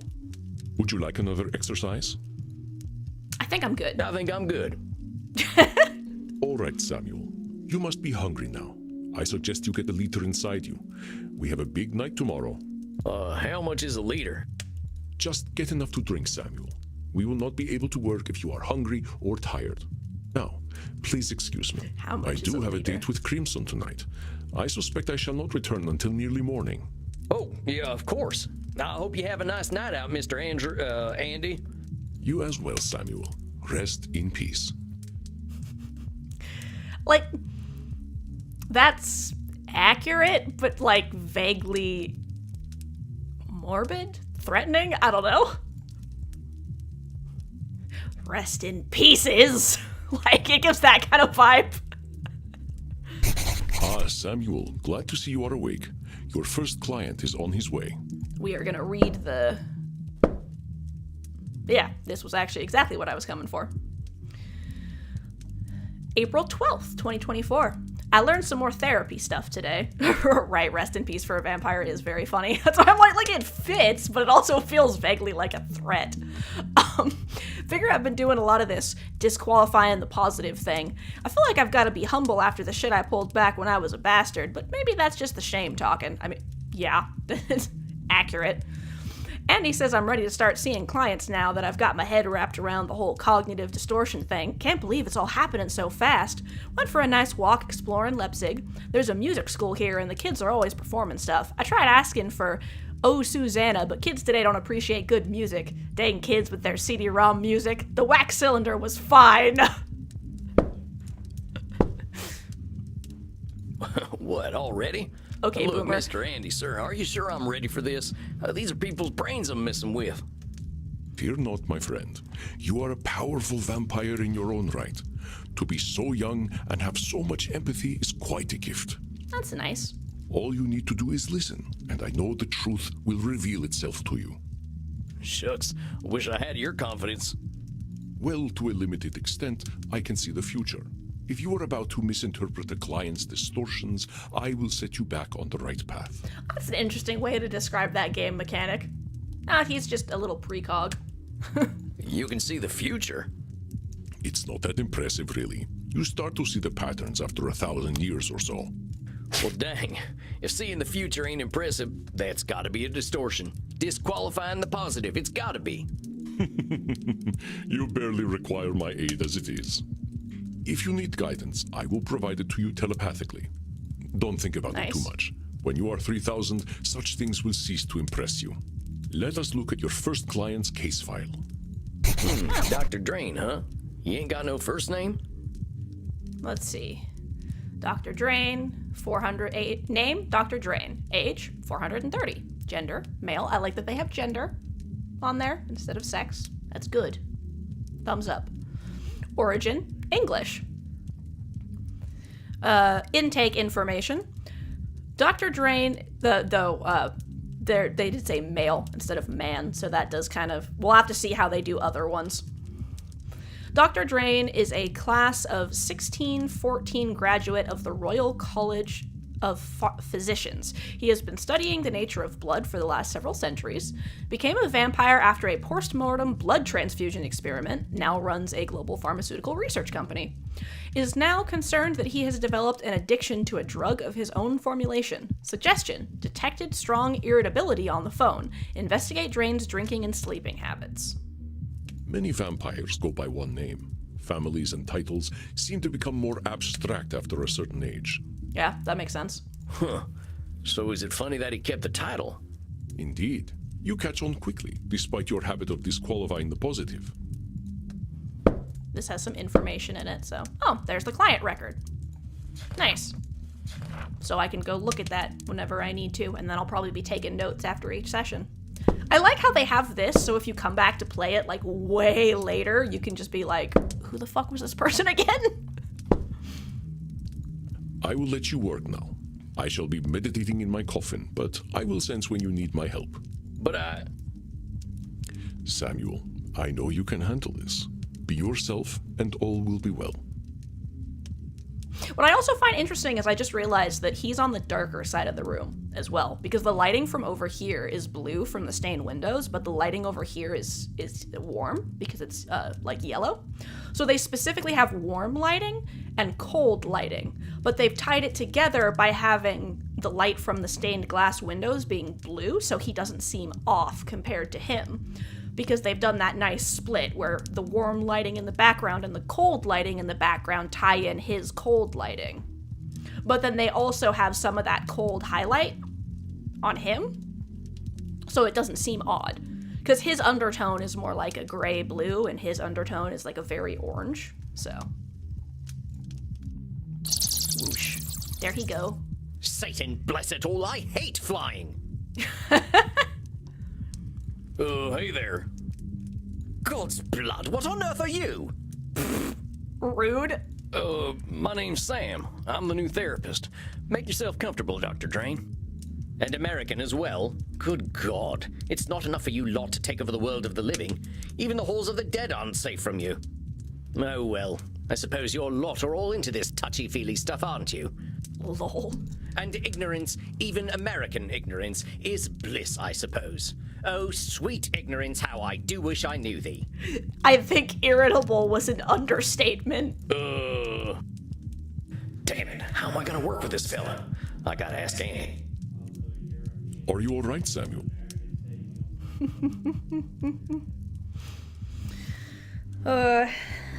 There's also some irony about someone who's listed as English accusing Americans of taking over the world. Cough, cough. Help, this guy angry. You gave me this fella as my first client? That is a valid comment. Why not? He is clearly hiding very little about his state of mind. Okay. How am I supposed to help him when he already sees me as the bad guy? Use your instincts, Samuel. Think about how you have felt in your darkest hours. What does this poor vampire want? I think he just wants to complain. Perceptive, Samuel. He can hardly stop himself, can he? Okay, I'm glad I was correct about that. Because it was like, he wants help, he wants to leave, and he wants to bitch, basically. So, what? I just let him complain? Of course. Just give him a starting point to let it all out. It will make him feel better. Well, if you say so.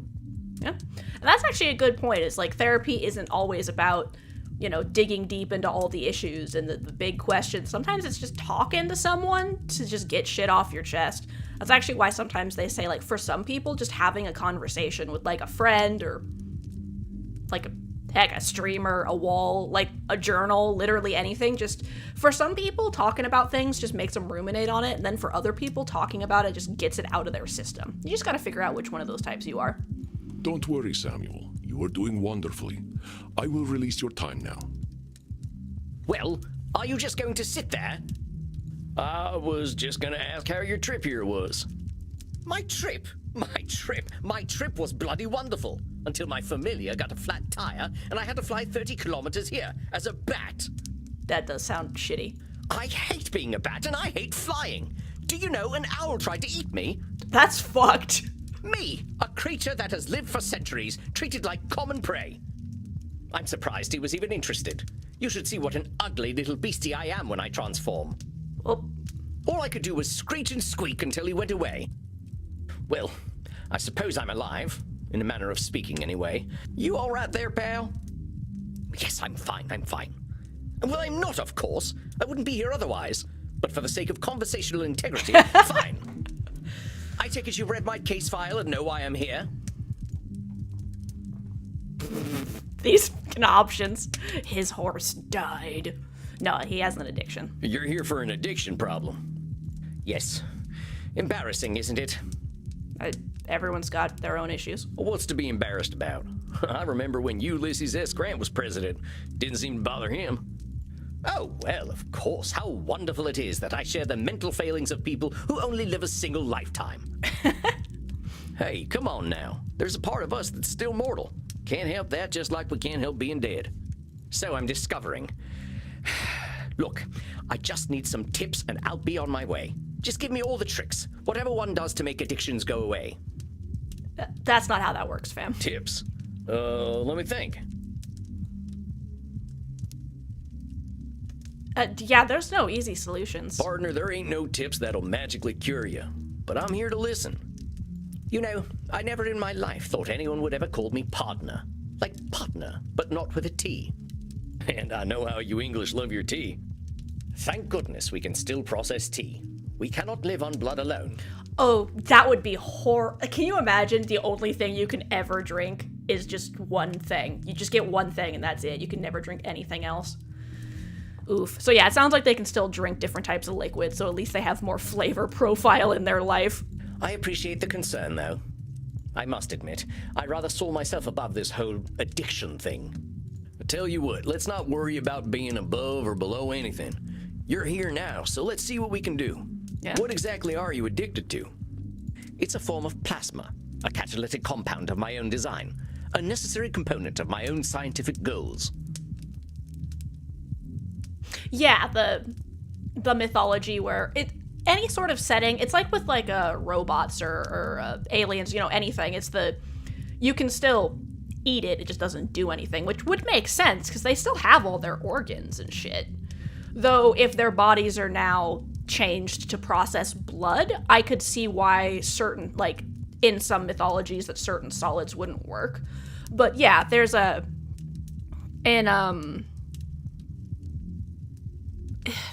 Stargate Atlantis, I think it is. I was just trying to remember which version of Stargate.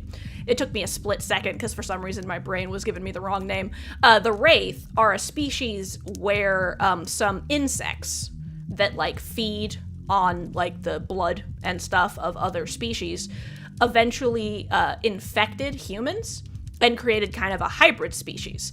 And so when they're born, they're able to process food the way that a human would normally process food, but as they age, their like internal organs basically atrophy and they start losing the ability to process food through ingestion, and they can only process food through like the blood/life essence sucking thing. So it's a very vampire kind of vibe, where like theoretically they still have mouths and can eat. It just doesn't give them what they need. Their bodies can't process it anymore. So yeah, it's a similar concept, and it's very interesting. They're just doing it like just because they want to, you know? It's a pleasure thing, not a necessity thing. You're losing me. Well, let me try to make it simple. I have been able to replicate and even alter the molecular patterns that vampiric erythrocyte surface receptors receive. Our unique physiology gives us an increased ligand affinity, which is how we are able to process blood the way that we do. I can extend this receptivity and thus achieve my true goal: synthetic blood, freedom from the hunger that plagues us, and hope for all humanity. I figured it was something like that. That's cool. Well, dang, that sounds pretty impressive, Doc. Well, it doesn't work without a vampiric catalyst, and that is the plasma I am addicted to. Pathetic, isn't it? I have spent 400 years trying to steal the secret of blood, only to be engulfed by it, like Prometheus walking into a fireplace. Pathetic? Doc, where the heck would you get a word like that? You've come up with a synthetic blood. Man, I can barely get my spurs on some mornings. Maybe you've had a setback or two, but give yourself a little credit, compadre. Credit? For wasting 400 years? Practically speaking, I am in the same place as I was back when King James was in power, only now I have a drug problem. Perhaps I must face facts. My professor was right. Nothing we ever do will make a damned bit of difference. Samuel, listen to him. Do you recognize his patterns of thought? There's some distortions in there, ain't there? I knew you would sense them. Invite him to talk more about this failure of his. I'll do my best. Now hold on I was just a wondering when minute I was there, going to get to cowpoke. do that. I've heard you talk a lot about failure, but it sure sounds to me like you ain't thinking clearly if you think you're a failure. I am a realist, that's all. Look at me. 400 years of study and still dabbling with leukocytes. I don't know many people who would call working with leukocytes dabbling. I mean, I gotta admit, I have no earthly clue what you're talking about. So unless you made up all them science terms, I think you might be doing more than playing with a chemistry set. Perhaps, but if we consider all there is to know about blood, I know precious little. But you know something. Yes, I concede I might know something about blood.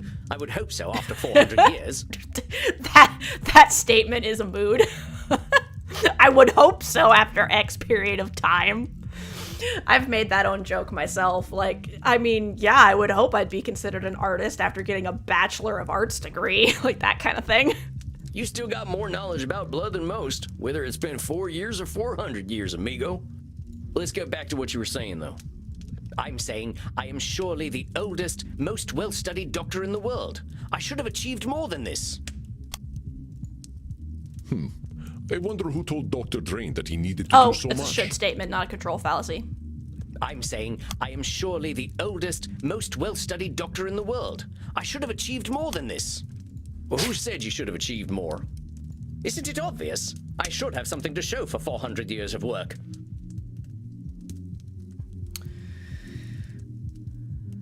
Yeah, hang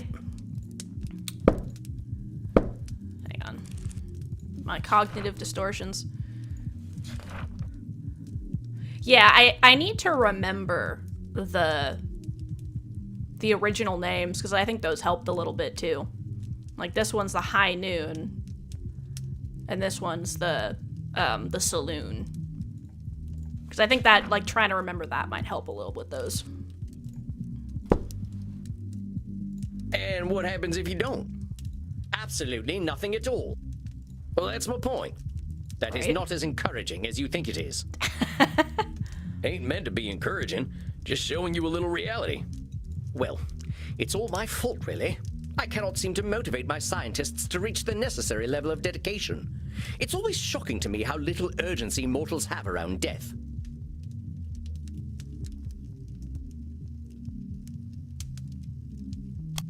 So it's all your fault that you haven't come up with the perfect synthetic blood. Yeah, that one was really difficult. I was like, which one is this? They're doing a really good job of making, like, some of them are really obvious. And some of them, you're like, which one is this? It can't be anyone else's fault. Only I have the skill, the knowledge, and the experience. Pardon me for saying so, Doc, but it sounds like what you're doing is pretty dang complicated. It sounds to me like you're some kind of god if you expect control over life itself. Please, I am a scientist, not a spiritualist. It is not control I seek, but understanding. And are you ever gonna have perfect understanding? Yeah. No, of course not. I'm not a wizard. So how about not putting saving the world on one person, Doc?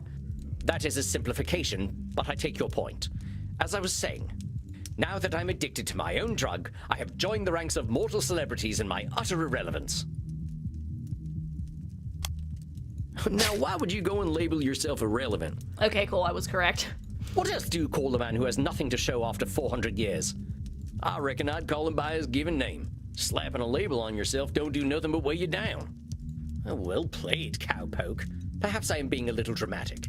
Yes, I'm aware that in reality progress has been made, enough to get to this point. But I didn't come here to ask for a pat on the back and to be told I'm a good boy. That ain't my department, but I hear they do some of that stuff downstairs. I mean, yeah. Yes, we all know very well that the Continentals are more sexually liberated than we are. That was really funny. But as I say, I don't want all this therapy stuff. I just want to stop using this damn drug. Well, so what's so good about this stuff anyway? Why do you like it? I'm not certain. I don't remember what happens after I take it, but I wake up feeling, how do I put this, alive. Well, that don't sound so bad. A good nap can make me feel like a new man. I'm not talking about feeling refreshed. I mean I feel alive. As if I'm someone else, someone who lives. And I wake up and find, oh gracious me, I am not depressed. You mean to tell me that you're going to sleep depressed every night? Oh, nothing of the sort. Oh well, I'm glad to hear that. You are assuming that I can simply go to sleep and my global scientific enterprise will run itself. Oh wait just a gosh darn minute, you're telling me you don't sleep? Yes, it's not as though we can get much deader already, and I have work to do. So you're not sleeping, and you're always depressed. I think we're starting to get somewhere. Oh, don't be such a bumpkin. If you're a sapient individual, aware of the world around you, depression is the only sensible reaction. It has nothing to do with sleep. As much as that is a good point, that if you are a sapient individual aware of the world around you, I mean, like, the world's pretty fucked up right now, but not sleeping is definitely not going to help with that friend. I think that's Nosferatu thinking. Come on now, it's a big world out there, and different things are depressing to different people. Yeah. Everyone reacts to things differently. Ain't it true that a sensible person, as you call him, might even be a different degree of depressed? Yeah, it's like sleep does a lot of different things for your body. Also, if he's never sleeping, he's never taking the time to like decompress and just like let his brain and body just process existence. Very well, I suppose I might have been using a bit of mild hyperbole. Mild is putting it mildly, buckaroo. Buckaroo? Now I'm even more depressed. Right? Bro, you never sleep. No wonder you're so mad about everything. Regardless, I didn't come here to be a whiner. Oh, boo-hoo, on life is hard. Yes, we all know it's hard. Now, why'd you say coming and talking to me makes you a whiner? Is that not what I currently am? Sounds to me like you're expressing yourself. Whiner is the word you used. Yeah, if you want to call it whining, Right. That's up to you. But that's entirely your label. Lol. Yeah, oh, you called me buckaroo. Now I really am depressed. The way this guy's written is really funny because he has just the perfect amount of like, I don't want to be here, but I could totally see something like this actually being like that. This sounds like something someone would complain about. Like the way he complains. Oh, very well, call it moaning or whinging if you prefer. Moaning, whinging, bellyaching, still all just labels. I don't believe I shall be using the term bellyaching in any case. Right. Well, and that's actually one of the biggest problems that people have with the concept of therapy. I've seen a lot is the whole like, oh well, you know, I don't need to. I'm just bitching about this, or like I don't have, you know, there's no problems. I don't need to, you know, be fit. Like any of that sort of stuff. It's just like there's nothing wrong with complaining about things. That often helps people, you know. Like sometimes having a good bitch about something makes you feel better. But as I was saying, It can also help you work through your thoughts too. in the moments I wake up, I feel free. I suppose it must be what being an ignoramus feels like.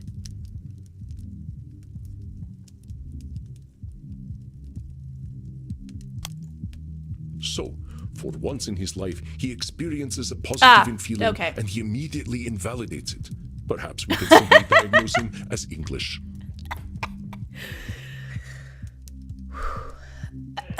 I'm almost glad I messed that one up because that's a really funny comment. In the moments I wake up, I feel free. I suppose it must be what being an ignoramus feels like. So you're telling me you feel good when you wake up, and then you call yourself an ignoramus. Before you even get a chance to reflect on feeling good, you're insulting yourself. That's what I like to call disqualifying the positive. I'm simply stating facts. Stating facts shouldn't impede an argument. What good is that fact doing anyone? It's about as useful as an empty holster. Lest I somehow forget that you are a cowboy. I mean, yeah. About this drug, though.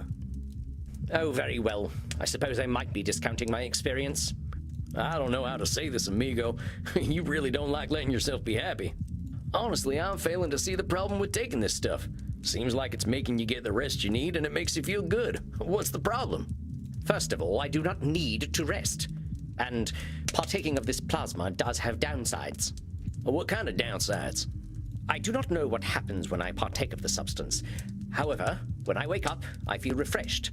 But I also smell of blood and sex. Well, I think you have a pretty good idea of what's happening then. Once I even woke up wearing a football jersey. It was most distasteful. I guess It's you a must Jekyll be and having some Hyde kind of good time. situation. This is actually giving me very Dr. Jekyll and Mr. Is that what this is a reference to? Is this a Dr. Jekyll reference and I'm only like just clicking that? That is not my idea of a good time. I'm Dr. Drain. I am intelligent and worldly, not some ill-bred monster. Yeah, this is a Dr. Jekyll, Mr. I Hyde don't go thing. gallivanting into godforsaken places to engage in depraved coitus and the consumption of dirty blood. It sounds to me like you're real good at denying yourself things. Well, I should be better at it.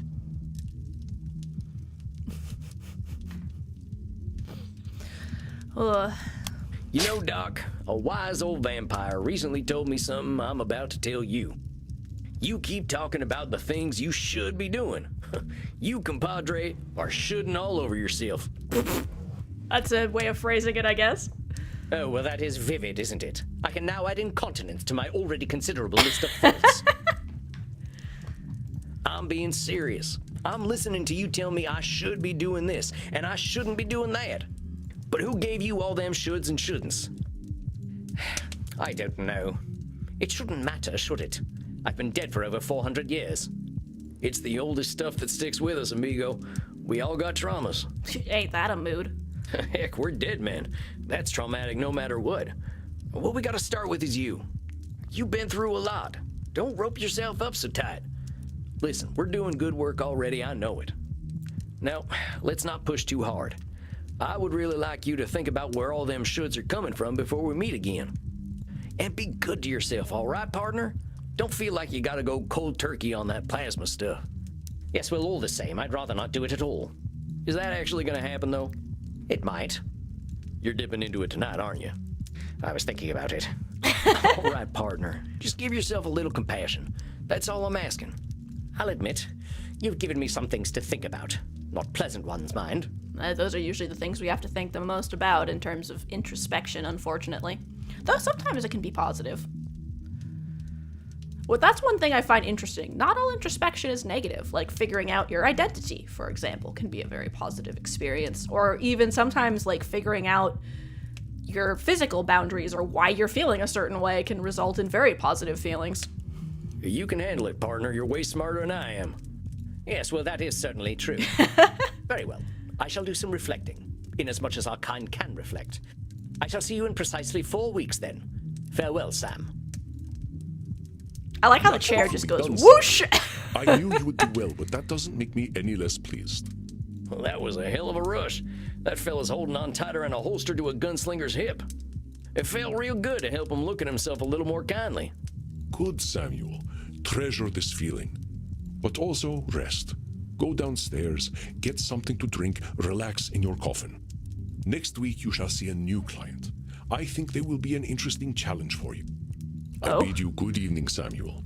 Rest in peace. You too, Andy. Well, I guess it's time I got me some grub.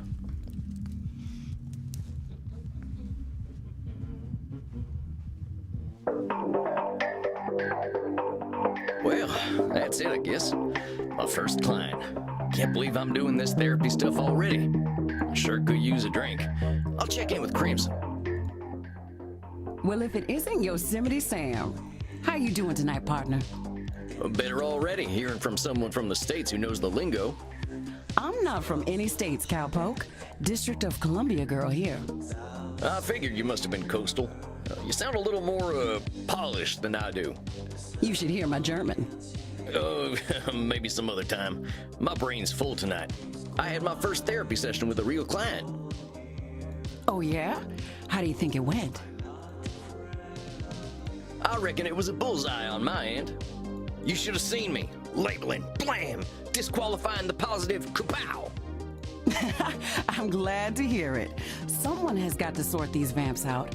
They know how to hold on to their problems. If that ain't everyone's accidentally holding on to your problems. You ain't kidding. Living or dead, once people hit 70, they get pretty dang set in their ways. Yeah? You know Andy still uses a typewriter? I can't get that gorgeous man to see the light. Keep it up, cowboy. You're a breath of fresh air for these ancient ones. Anyone ever tell you you're wise beyond your years, Crimson? You must have had some life. Afraid I'm exactly as wise as my years. How old do you think I am, cowboy?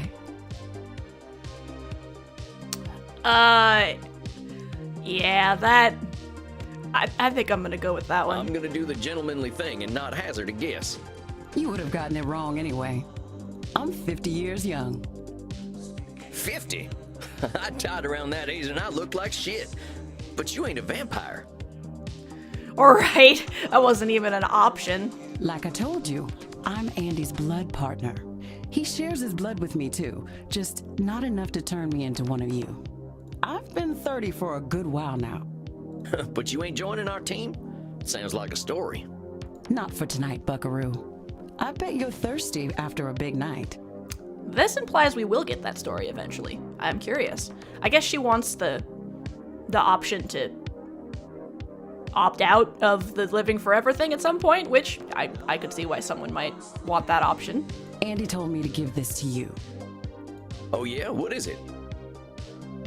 We had a group of Americans come in last week who donated their blood. Andy can't stand the stuff. He says the blood glucose levels are too high, but he thought you'd appreciate it. Too much sugar. Oh, it ain't so bad. I gotta ask though, what does Andy's blood taste like? To me, it tastes like life itself, cowboy. I ain't sure I understand. Never you mind. Look, Tex, I've got some customers to serve, so go enjoy your juice, okay? Oh, of course. I'm keen to get some rest anyway. You have yourself a fine night, Crimson. And how long have you been 30? In this case, it's 20 years, but that's what it made me think of. There he is, my incredible protege. All right, time to check my journal. Okay, here we go. That was April 19th, 2024. I met my first client tonight, and oh boy, he did not like me much. It sounds as though he doesn't like anybody much, though, so I can't be too disappointed. Poor fella. I ain't never seen anyone so high-strung. Well, maybe Pussifer Jones, 80 years later, and the memory of him still makes me laugh. That kitty even hated Josh, Muir, and I think all his animals loved him. She would hiss even when eating her food. It was the darndest thing. I picked up that this Dr. Drain is a real should statement kind of fella, but I think I could help him out. If I can get him to take a nap, I think he'll be a lot less grumpy. Yeah.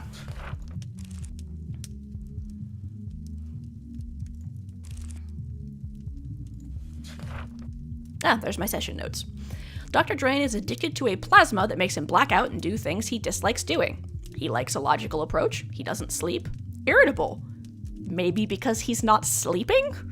Loves should statements and maybe a fair amount of disqualifying the positive. Obsessed with work. Doesn't seem to like vampires? Next time I should figure out what the heck this plasma stuff actually does. Come on now, I have no idea what I'm doing.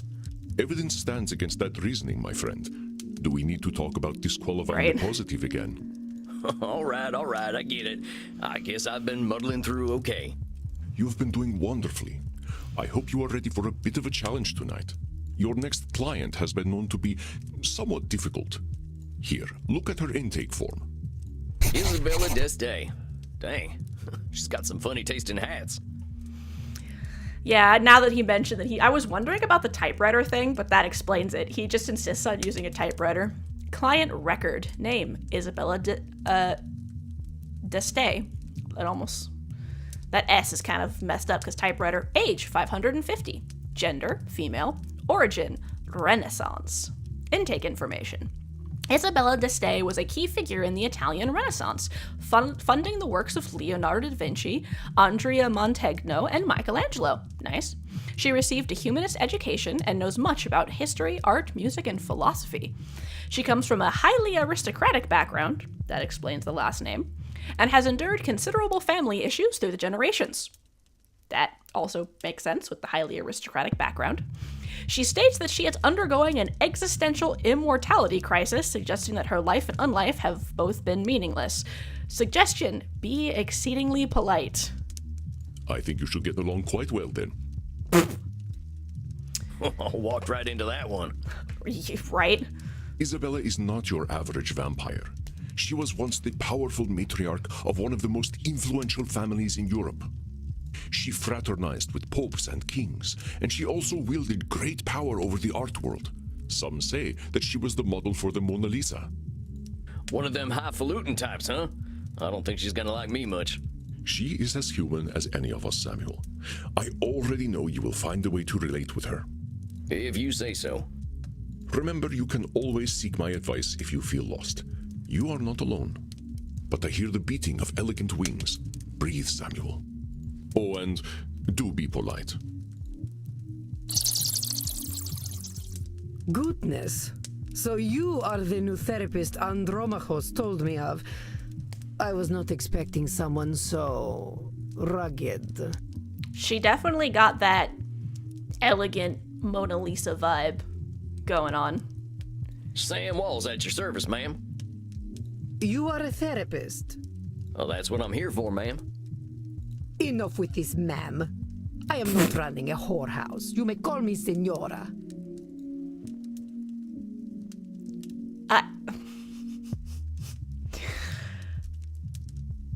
All right. That one's not good, because that's a name. That one's not good, because I don't think she'd like that.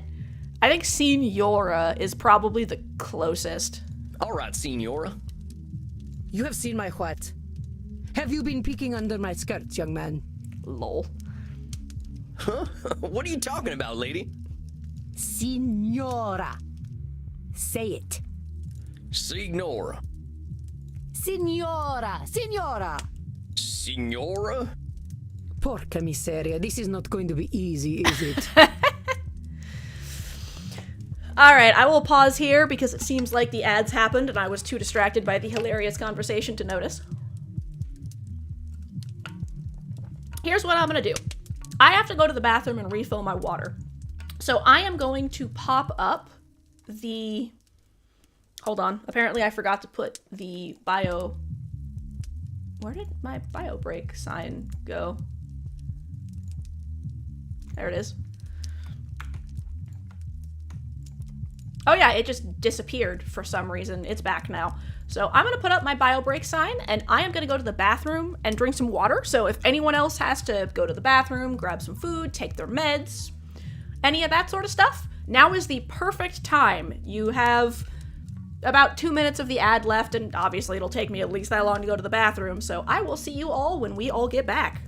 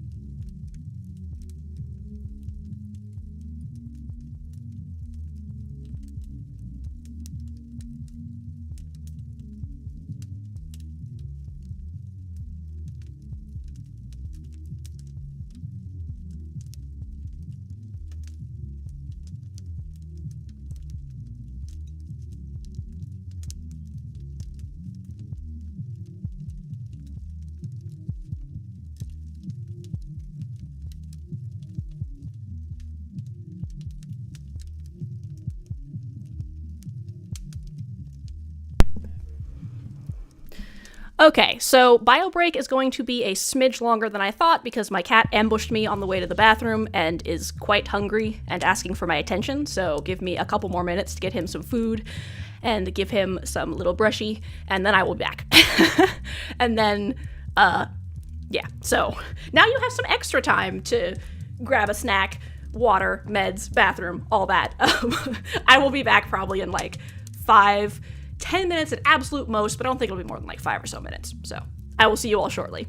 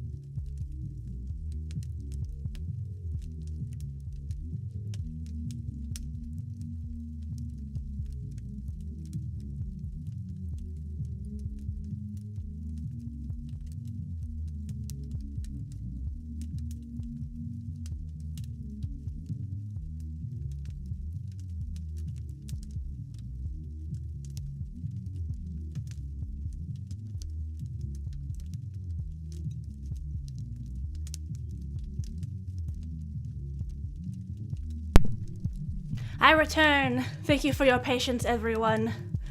The cat has been brushed. The cat has been fooded.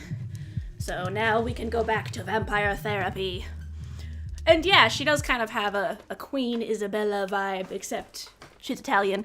I'm wondering if the other guy is Dr. Jekyll and Mr. Hyde, and she's supposed to be potentially the model for the Mona Lisa. I wonder if she's gonna be like a picture of Dorian Gray reference.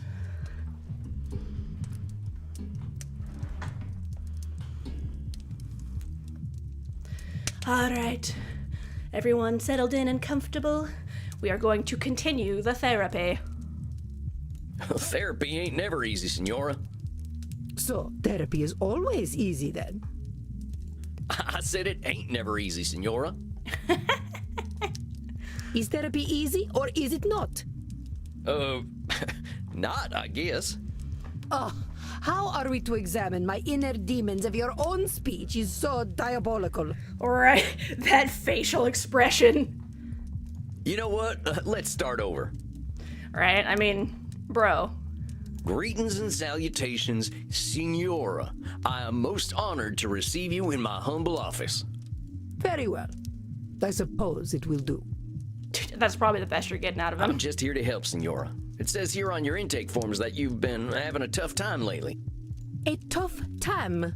Indeed, yes, it has been a tough time. The realization that not only am I a corpse, but that I have been a useless corpse for nearly 400 years is a tough time. Huh. So what set off this feeling that you're a corpse? The fact that she's dead? I saw a film at the cinema. Oh, alright. Hey, I love the cinema. I can't get enough Hollywood. All that glitz and glamour. Them celebrities sure know how to look good. Per favore, they look like employees of a peacock brothel. Oh. The battle between licentiousness and chastity has ended, and chastity has been utterly degraded on the battlefield. They should be ashamed of themselves, parading their young flesh for the adulation of fools. I could teach them about proper fashion, but alas, they would be incapable of hearing my wisdom. I can tell I'm barking up the wrong tree here. Let's go back to this movie you saw at the cinema. It was a most terrible film, one that shook me to my core.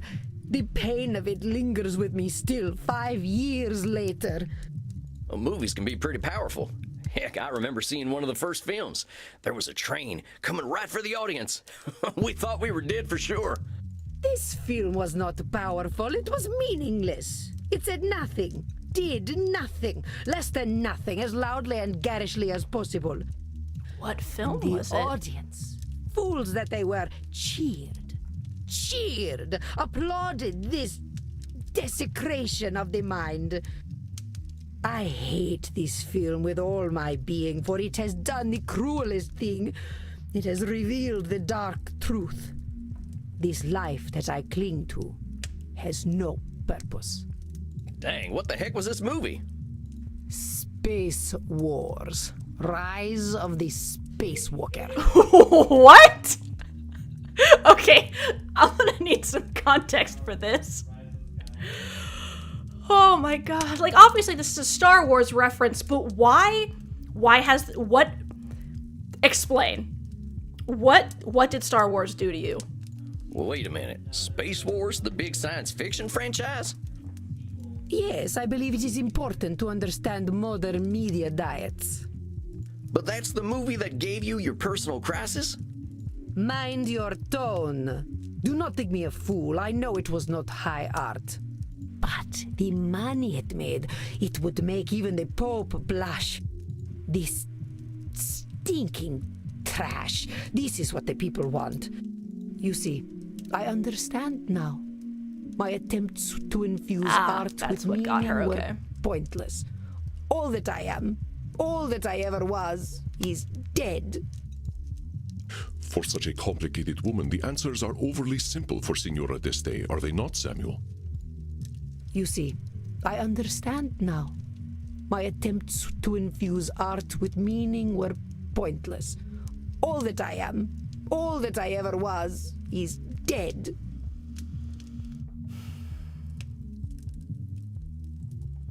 I'm gonna check my notes.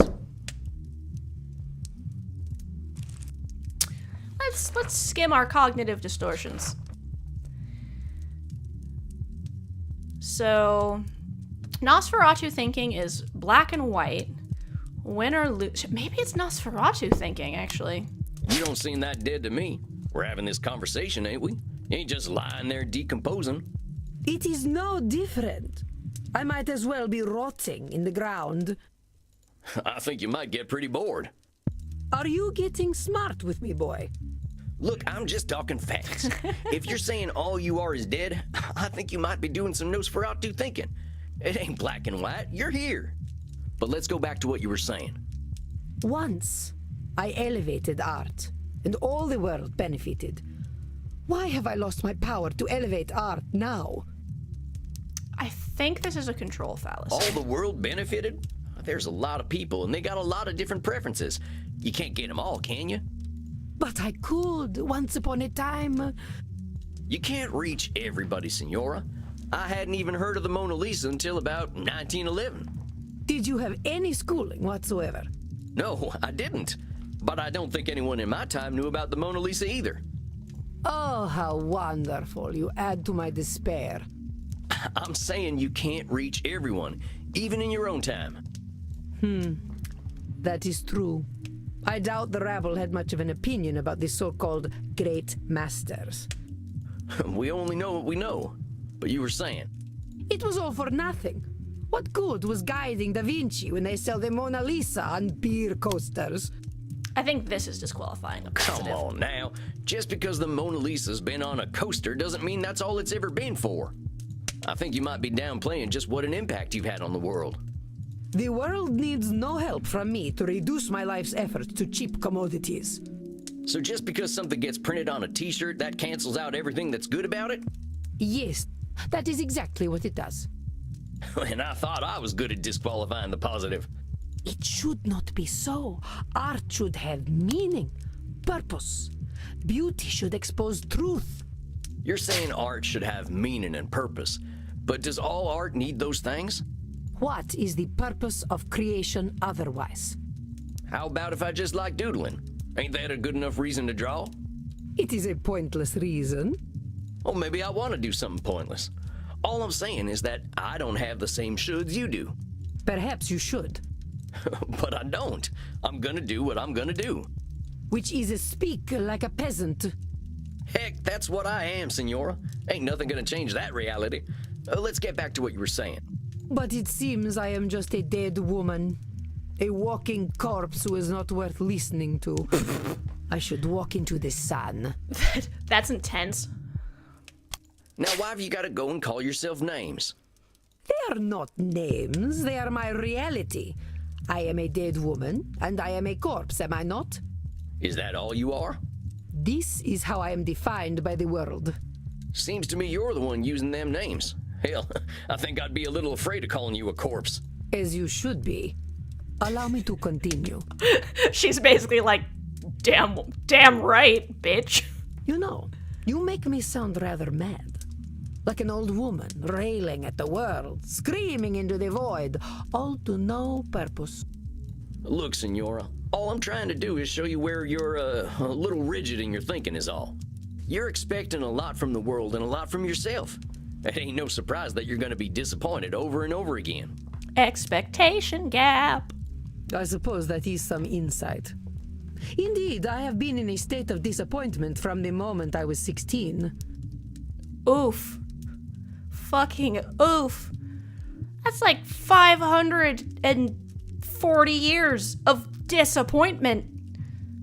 Lady, you need some more therapy. You need more therapy. You need a lot of therapy. Get like 6 more therapists. What happened when you were 16? I got married. I kind of assumed that it was a marriage thing. I think I get it. You The moment she absolutely said do not 16, get it. I was like, oh, You're a man. marriage. Yeah. Well then, help me understand. Frankie, my husband, he taught me the meaning of disappointment. He taught me the world was built upon lies. These things men proclaim as values. Truth, beauty, the spiritual. They were all fiction. Like, that sucks, but I'm also not surprised. Like, I'm sorry you were born in the Renaissance. But if men did not live according to principle, I would. I would set the example and shame them all. Fucking go, queen. Yet, what a fool I have been to think humanity had greater aims. So, what's this greater aim you're talking about? I received a humanist education as a child. I was taught that the pathway to God was through rationality and a questioning mind, not slavish devotion to tradition. This world is not Eden, but it could be. Or so I thought. So you're talking about a literal pathway to God? No, fool. A pathway to godliness. To live according to our natures. Our true natures.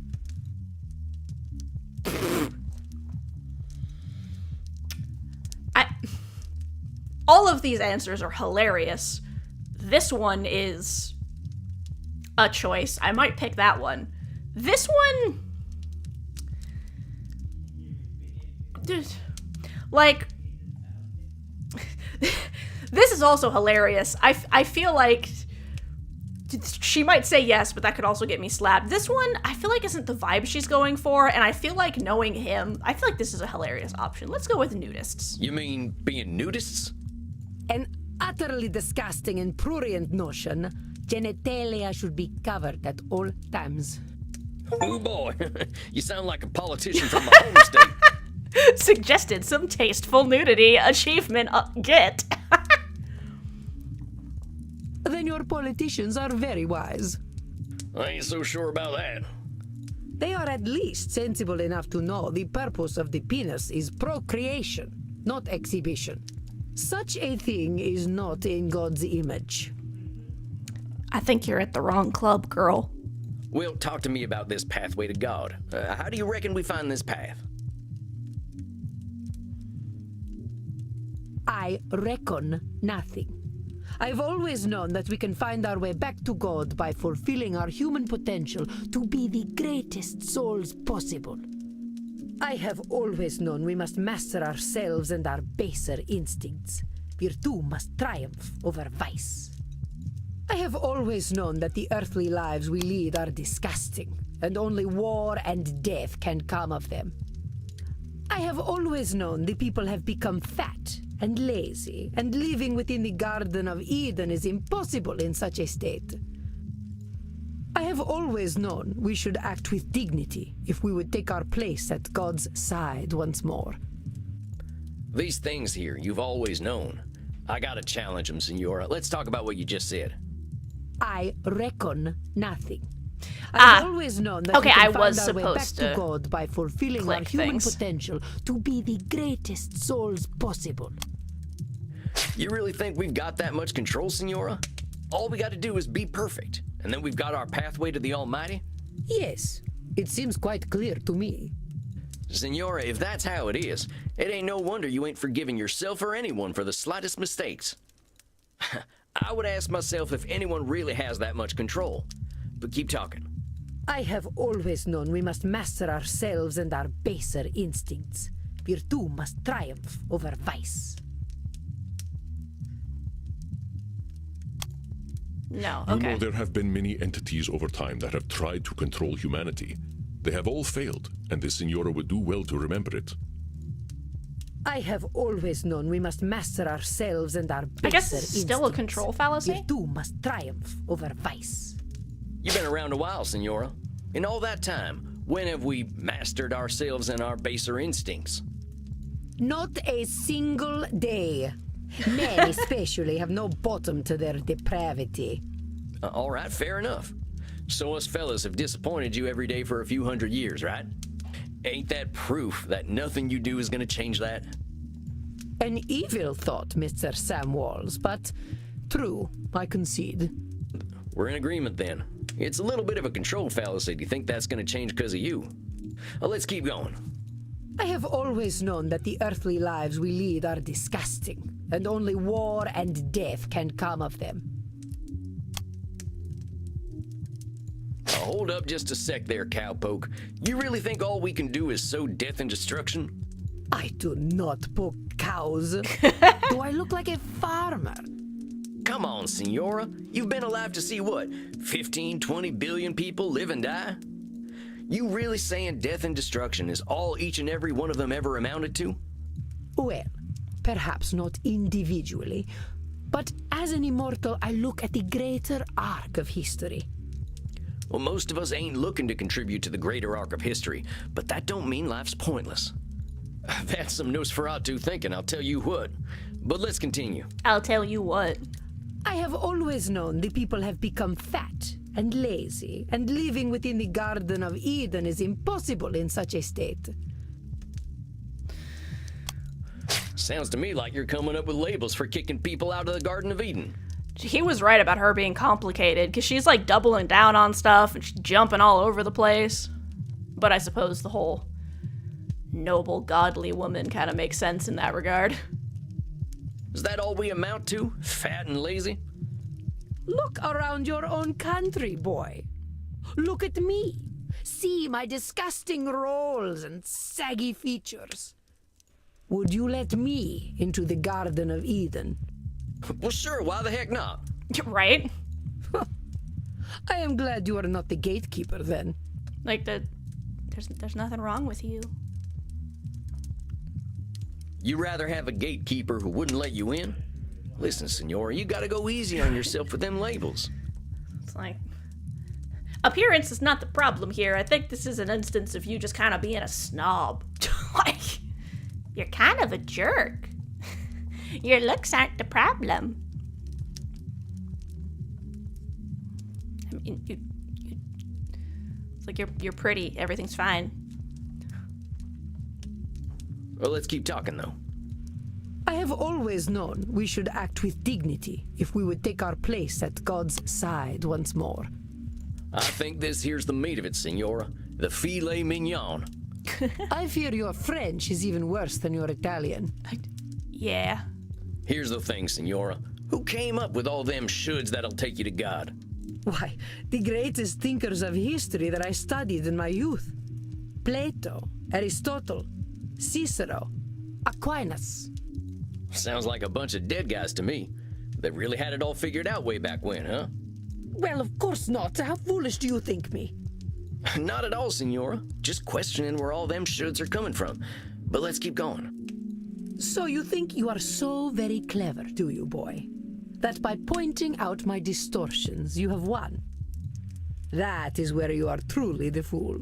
I already know how wrong I have been, that I have been chasing an impossible fiction all my life.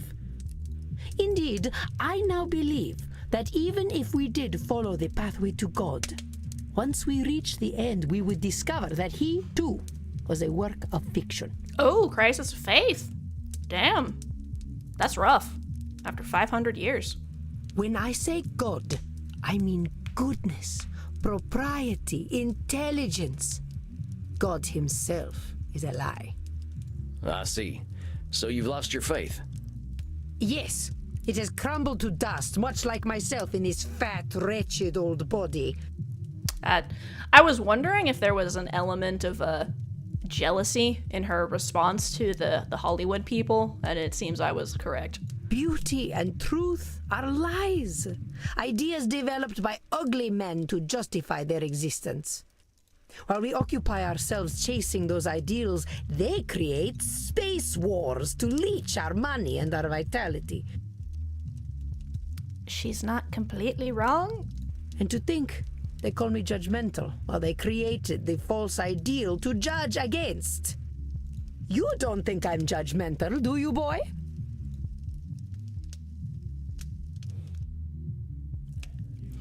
Every single one of these answers is yes. All of them. Yes, absolutely. You're doing nothing but judging. I have never seen anyone judge more than you. So it's just a matter of how exactly do I want to call her out. I'm gonna go with you're doing nothing but judging. Hang on, can I even... Oh, okay, there is just... I could save here. Cool. I think I'm gonna go with you're doing nothing but judging. I wouldn't put it that way exactly. Besides, I ain't gonna call you names. In fact, that's where I think I want to challenge you. Senora, I think the person you're judging more than anyone is yourself. All right, he just takes that in a completely different I direction. know you got raised with all them high ideals, so of course you're getting disappointed when nobody can reach them. That's a good way to explain it. Like, the problem is not the judging. The fact is that you're putting such high expectations on yourself that you can't get to them. Once again, expectation gap. That's some heavy pressure. Not just on them, but on yourself. I'd ask yourself what all that pressure's doing for you. Is it bringing you any satisfaction? We can't always control what things are gonna be. This is not acceptable. I got some bad news for you, Senora. None of us really has the power to change the world on our own. I guess it's a control Not fallacy. even a clever lady like yourself. I suggest we start working on ways of helping you find a way to accept the world for what it is. But the world is base and unworthy. Remember that term I told you about? Nosferatu thinking? You're gonna strip all the color out of the world if you keep doing that. The world's a lot more than just base and unworthy. Nosferatu thinking. I am not used to having my own thoughts thrown back at me. Oh? Well, that's why you're here, ain't it? I ain't gonna help you change the world, Senora. All I can do is help you find some other perspectives. Yeah? I suppose there is a certain simpleton's wisdom in the way you speak. A compliment. Kind of. Thanks, I guess. Very well, boy. I will consider what you have said. We will meet again in exactly 4 weeks. Do we have an understanding? Yes, indeedy, Senora. Ugh. Please learn to speak properly by then. He won't. Well done, Samuel. I believe you handled Senora Deste quite well. You kidding? That lady straight up hates my guts. Samuel, if Isabella Deste hated your guts, she would not be shy about telling you so. Yeah, that kind of makes sense. She was surprisingly nice. That I believe. The older we get, the harder it is to gain a different perspective. Have patience. We are not all as wise as Samuel Walls. Guess it's just that simpleton's wisdom, as the Senora called it. Do not adopt her labels, Samuel. I will not stand for it. He's smart. I know she was a challenge, but you rose to it as I knew you would. I think you deserve a night of hard drinking. What do you say? You don't need to tell me twice. All right, Andy. I'll see you later then. Indeed. Alcohol. Samuel. Enjoy yourself. Excellent work tonight. As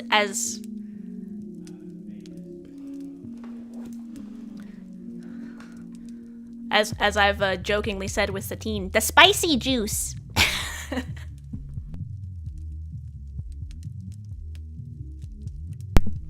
All right. Rest in peace.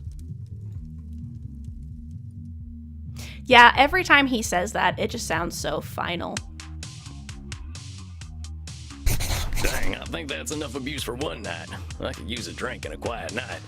Yeah, my mod was looking up some stuff after I mentioned that I wonder what she's a reference to. Apparently she is actually a real historical figure, and she actually was one of Da Vinci's patrons and such. So that's interesting.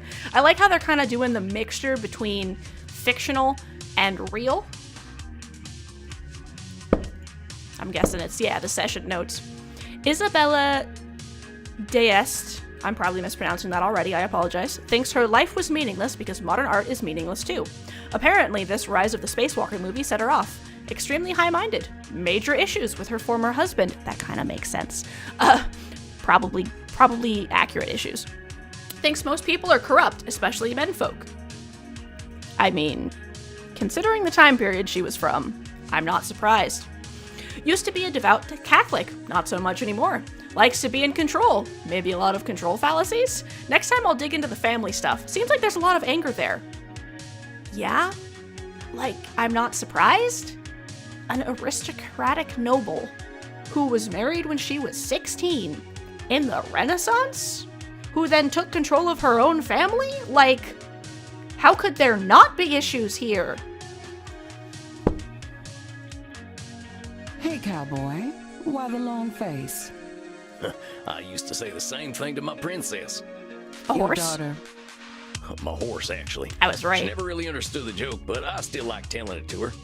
You didn't answer my question, gunslinger. What's got you down? Oh, I just finished up with my second client. She gave me a tongue lashing to remember her by. You ever talk to someone who's so educated and refined that they make you feel like a space alien? I like how everyone has different postures too. Like he's leaning backwards and then slumping his shoulders forward, whereas she's standing up straight with her shoulders back, but she's pulled in a little bit, which is interesting. Only everyone I ever met in law school. At least until I learned to speak their language. You're a lawyer? Was, and no, I wasn't the blood-sucking kind before you start with the vampire jokes. Just a wide-eyed DC do-gooder. But I get what you're talking about. People can use language like a membership card. You don't speak the lingo, you don't get in. Yeah. Well, that's just what I mean. I just ain't sure I've got the lingo for a 500-year-old high society Renaissance woman. Well, how do you think your session went? Think she heard you? Well, she did say that I'd given her some stuff to think about. And to tell the truth, she seemed kind of embarrassed about that. So what? If she heard you, I'd take the W, cowboy. Take the W. What, the wagon? Lol. The win, Gramps. Right. Maybe she Okay, isn't boomer. gonna relate to you, but that doesn't mean she can't hear you. You're probably right. I guess I'll take the W. And while you're at it, I'll take some B too. That's blood, see? What are you in the mood for? Men? Women? Something a little more off the beaten path? I think I'll have some takeaway tonight. What have you got? Here, try this. Should put some color in those cheeks. You really ain't squeamish, huh, Crimson? Nah, healthy blood never hurt anyone. I've been hanging around vampires for 20 years, and they That aren't so fucking scary. Right. Healthy blood ain't never hurt anyone. Not even Bert? What, that old pointy-eared teddy bear? He's a total sweetheart, unless someone gets aggressive or touchy with the customers. What does he do then? They get a stern warning. And if they don't listen? Why, then he eats them. Maybe he is a teddy bear. I met Teddy Roosevelt back in the night, and I'm pretty sure he would have done the same thing. Speaking of which, I got to thirst something fierce. I think I'll head back to my coffin for a little rest. But you have a good night, Crimson. You too, Sam. Don't let the Draculas bite. Lol. Time to crack open a warm one. That's the good stuff. Now, maybe I can find a quote from one of my favorite books that'll help give me a little inspiration. Or I could watch the Three Stooges hit each other a whole bunch. Or I could just go to sleep. What's it gonna be, Sammy boy? I'm curious about what he's gonna read, so let's go with that. My profession is to be always on the alert, to find God in nature, to know his lurking places. I always like that quote. I ain't a God-fearing kind, but it's true. There's a natural beauty behind the man-made world if you know where to look. An interesting takeaway. Isabella D'Este's all culture and breeding, but underneath, she's got her vulnerable and beautiful humanity too. I just gotta remember that. Yeah. All right, that's enough for one night. Time for some rest. I hope my next client will be a little easier. Unlikely. Wish all you want. Probably ain't gonna happen. Samuel, good evening. I am glad to see you looking so fresh and well slept. Alright, time to read my book. April 26th, 2024. Had a doozy of a client tonight by the name of Isabel D'Estate. I'm probably mispronouncing that again. Holy hell, that is one strong lady. I was shaking in my boots half the time talking to her. I read up on her. Oh, there it is. I read up on her on Wikipedia and was glad I hadn't done that before our session. I would have been even more scared. I'm surprised we could even have a conversation. She was Pope Leo X's sister-in-law. How the heck do you deal with family like that? I've had a nice week otherwise. Been exploring the graveyards here in Leipzig. They're real fancy here. Guess it ain't no surprise this place has so many goths. Ain't nothing more to read. Uh-oh, something tells me I'm in for it tonight. On the note of the language is like a membership, I think that's I I remember, especially when I was younger, the ideas that, like, you know, Southern accents make people stupid, or certain types of slang, like using ain't in sentences, and just kind of that idea that if you speak or act a certain way, it makes you smart or stupid, alternatively. Like the idea that wearing glasses makes you smart, you know? It's just interesting how those kind of things come to happen. The truth is seldom unseen by you, my friend. Tonight, you face perhaps one of the most difficult challenges a therapist can face. The fact that you may not be able to help everyone.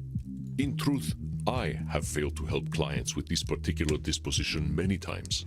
Hey, I'm new at this. You're nigh on 3,000 years old. If you can't help them, how can I? It is not guaranteed that we can help every client. To think we are powerless to help any is a cognitive distortion itself. I believe you know it. Come now, Samuel, you are more capable than this. So the What control distortion fallacy? is it to believe that we cannot help anyone? Yeah, all right, control fallacy, I know. I can help Those some two are... folk. It's the black and white thinking and control fallacy. Sometimes when a control fallacy is negative, I get mixed up and think it's the Nosferatu thinking. That's right. Here, take a look at this case file. Theater feller, huh? I've known a few of them in my time. They can be a little, self-absorbed. Client record. Name, Edmund Keane. Age, 237. Male, British. Edmund Keane is a highly influential Shakespearean stage actor during the Gregorian period. He is credited with more personal interpretations of character as opposed to pantomime performances. Interesting. He lived a tumultuous life on stage, dealing with alcoholism, sex scandals, and entitled behavior. This is some arson, murder, and jaywalking. He wishes to return to the stage, but expresses great anger at critics who might review him poorly. He demands respect as the greatest actor the world has ever seen. Some diva shit right here. He's looking for therapy because people don't like him, it says? He is one of the most revered actors in all of history. So he might have a few cognitive distortions. A few. A few. He may not recognize them, Samuel, but all you can do is present reality to him. He comes. Remember, I will give you whatever advice I can. Good luck, my friend. I hope I'm up to this. What is this vampire I see before me? Yeah, that is definitely some Shakespeare vibes. I'm Sam Walls. I'm your new therapist. Your dress, your bearing, your hat. You also are forgotten by time. Oh, how fortuitous! A kindred spirit, perhaps. A therapist should know pain, I say. Most excellent. Tarnation. Can't get a break with this here hat of mine. No, it's perfect. Do not change a single thing. It gives me faith. Faith, my dear vampire, that you can help me. We'll see. I'm gonna do everything I can. I promise you that, amigo. Do not do so lightly. Darkness dwells within my damned soul. You journey into my pain at your peril, and I cannot be your Virgil. You're who So now? drama. Anyway, you wrote in your intake form that you're here because...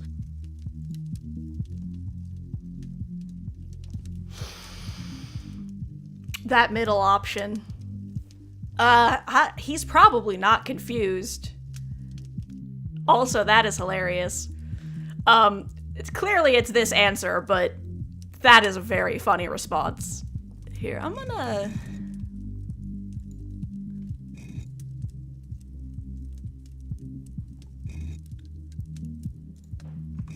Cool, I can load. I just want to see what he says, so I'm gonna click this and then go back. You're confused about your sexuality.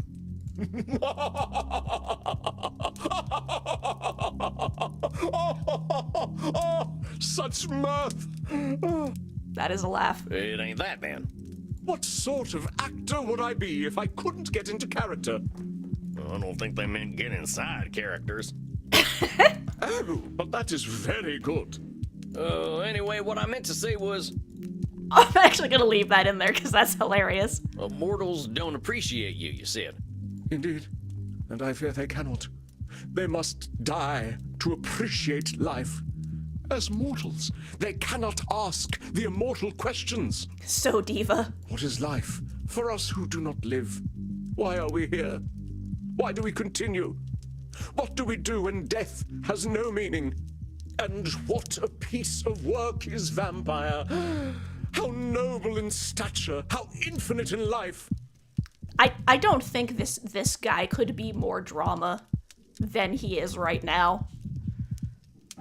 In form Let's indulge and him. moving, how express and admirable.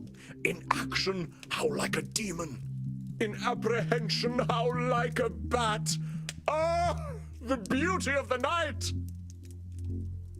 Oh, let's Yet indulge to him. me, we are but the quintessence of dust. Yep. I'm just gonna keep indulging him until it stops Dust letting me. upon dust. Already that whence we came. Well, that was a lot. Let Edmund perform his monologue. You understand, don't you? Death has no meaning, because life never had meaning. To die, perchance to sleep. All right, that's enough of that. Before we answer the question of why we're all here, why are you here? Well, that is, what exactly drove you to me, partner? Oh, that. Well, a pustule of a theater historian I recently seduced and killed sprang the seeds of doubt in mine corpus. He was writing a biography of the great Edmund Kean, and I thought mayhap that I would favor him with a secret or two. He said my acting style would now be considered archaic. Though I drank him to the last, I fear his cruel barb was sharper than my fangs. This embossed carbuncle of corrupted blood caused me to doubt myself. Are all men such fools? Will I ever find my audience again? Or did they die long, long ago? Help me purge these mortal concerns from my mind, dear man. We're always gonna have doubts, compadre. That's normal. But I think I can help you see things a little differently. I mean, you'd probably, like, really hit it off at Renaissance fairs and, like, old Shakespearean play performances and shit. So, he said your acting's out of date. Why don't you just tell me why it bothered you so much? Because it's simply not possible. Acting became a noble craft entirely because of me. In truth, I am perfect. Hold on a sec there, partner. Acting became a noble craft because of you? That's a lot of control over a whole skill. Yes, impressive, isn't it? So long as men can breathe or eyes can see, so lives mine art, and this gives life to thee. He just rolled right over that. Now, those are some pretty words. You make that up yourself? It is the bard himself, boor. Well, maybe he had something to do with the development of your craft then. It ain't been just you. Well, naturally. But Shakespeare's works are simply words upon a page without me. Compadre, I think you know he gave you a leg up in your career. You can share in the success a little. Oh, there are celebrated actors in these times, yes. But any success they have is due to my beating the path for them to follow. This is a special client. Remember that his distortions can be about others, not just himself. Oh, there are celebrated actors in these times, yes. But any success they have is due to my beating the path for them to follow. Labeling. No. This is a special client. Remember that his distortions can be about others, not... Oh, there are celebrated actors in these times, yes. But any success they have is due to my beating the path for them to follow. Let's check my books real quick.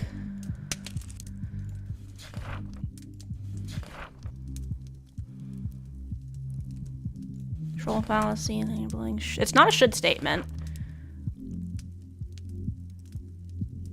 Okay, disqualifying the positive.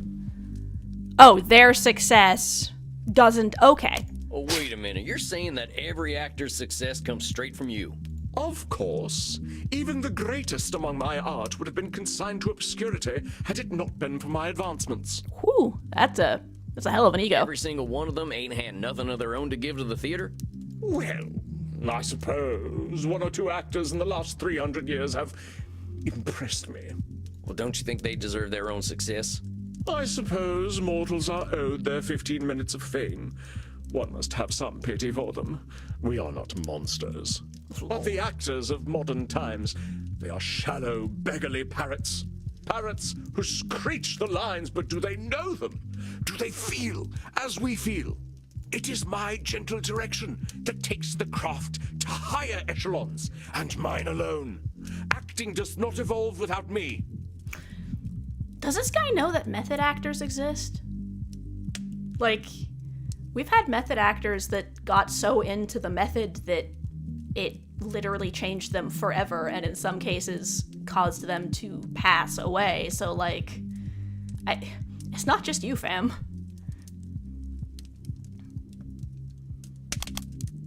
You're saying only you can change the course of acting? It is demonstrably true. There is acting before Edmund Keane, and there is acting after Edmund Keane. But there's so many types of acting out there. I mean, I remember when vaudeville came out, but I don't think you had anything to do with that. Vaudeville? Oh, like so many American arts, an art I of figured the he'd respond like that. grotesque. You plunge a dagger into the heart of subtlety. So you didn't have nothing to do with vaudeville? Oh, devils below, no. I mean, you got a little control fallacy, hombre. Mortals got wills of their own. Indeed. I suppose I don't want any responsibility for the things the Americans create anyway. Right. It's like, bro, you can't take responsibility for stuff that was happening on entire different continents and shit. Or, you know, hundreds of years before you were born. These critics should honor me, as is my due. You're saying critics should honor you. What happens if they don't? Then they are not doing their jobs properly. I do not ask for their laudations without cause. But if a so-called critic does not recognize my contributions to the theater, what do they know of the theater? Maybe they just got different taste. Uneducated taste, perhaps. So the really funny part about his high and mighty shit is that, like, Shakespeare was literally made for the people. Shakespeare was not highbrow. Shakespeare was specifically a lowbrow creator. Like, that's what he was known for. He made plays for the common folk. He was considered very lowbrow in his time. So, overcompensating much? If they are just uneducated, why should they appreciate you? An interesting point. I suppose I cannot blame them. All right, friend, let's start that again from the top. I think we got a lot to unpack. Because it's simply not possible. Acting became a noble craft entirely because of me. In truth, I am perfect. Hold on a sec there, partner. Acting became a noble craft? That's a lot of control over a whole skill. Yes, impressive, isn't it? So long as men I have to can do this breathe over again or 'cause I eyes didn't do can it well see, enough, I guess. so lives mine art, and this gives life to thee. Well, those are some pretty words. You make that up yourself? It is the bard himself, boor. Well, maybe he had something to do with the development of your craft then. It ain't been just you. Well, naturally. But Shakespeare's works are simply words upon a page without me. Compadre, I think you know he gave you a leg up in your career. You can share in the success a little. Oh, there are celebrated actors in these times, yes. But any success they have is due to my beating the path for them to follow. But the actors of modern times, they are shallow, beggarly parrots. Parrots who screech the lines, but do they know them? Do they feel as we feel? So you're saying modern actors are parrots? Indeed. They are only mimics, and thus no better than a well-trained bird. You don't think they're actually birds, do you? My dear boy, they live such short lives. What else can they do but ape the words and actions of their forebears? But when you call them birds, you're just labeling them that. You ain't giving them a fair shot. Oh, come now. I was clearly employing a little dramatic license. But we're here to talk about truth, all right, compadre? Thou fiend. You are cruel indeed to beat a man when he is at his most vulnerable. I am here so you may help me cope with a world that has gone mad. Not so you might attack my every word. I'm doing no such thing. All I'm doing is pointing out your reality. If we're gonna cope, we gotta be honest about the world. And I say that you are a villain. I come to you in desperate need, and you respond by mocking my desperation. He mad. Why would you do this to me? Do you not know what pain I am experiencing? Do you not know that I, as an actor, feel every sling and arrow more keenly? Art thou a therapist or a murderer that you would push me so to the brink? Do you want me to commit suicide? I'm sorry. I wasn't trying to hurt you. I want to help everyone who comes to me. Samuel, a moment, please. Andy, I got a real problem here. I think I'm not cut out for this work. This fella's right. Why am I attacking him when I should be helping? You're First just of all, following should for his statement. shit. You will do what you will do, and that is all, Samuel. But look at the candles. What do you see? The candles. Oh, they seem fine to me. Look at the flames. Wait a minute. They're getting higher, ain't they? What the hell's going on? Your client is very powerful. He has his own unique skills earned through the ages. His skill in gaslighting is so intense that it affects the world around him. He is altering reality to fit his distortions. Be watchful, Samuel. Do not let him. That's a good skill for an actor. How do I stop it? Be persistent, and above all, be honest. He does not control your reality. I await your apology, sir. Lol. I don't have anything to apologize for. All I did was point out some truths in the things you were saying. Now, if that makes you angry, fella, I don't know what to tell you. You wound me, but I am strong. I persist. I fight. Bro is so good at gaslighting that he literally increases the strength of the flames. I know my worth, sir. I have fought and died for my art. I shall take my business elsewhere, and vampire society shall hear of your quackery. Stop him, Samuel. It is not anger, but fear that drives him. Show him he has nothing to fear from you. Now, I wasn't trying to rile you up none. Yet I bared my undead soul to you, and you treated me like a pincushion with your sharp pricks. Pricks ain't got nothing to do with this, Edmund. And now you seek to proposition me? Of course, it always goes like this. To you I am a void, nay, a whore, to use as you please. Well, you are all alike, I say. Go on then, use me. You are losing him, Samuel. It is time to remember what makes you special. You are not just a therapist, and you are not just a vampire. He is afraid, but you will conquer his fear. This response right after he yelled about that is extra funny. Use me then! Easy, boy, easy. I shall not go easy. I shall not. Ain't nobody gonna hurt you. There's a good vampire. Literally horse training this motherfucker. A good vampire? What on hell? You're safe now. Ain't nobody here to hurt you or make you feel bad. But I'm your buddy. That's us. We're just buddies, ain't we? You think you can gaslight me? Fuck you, reverse gaslighting. buddies? Yes. A friend. A friend. My gaslighting is stronger than yours. And ads are going to be happening Who wishes soon, to so... help me? We will pause here to bask in the glow of the Uno Reverso gaslighting.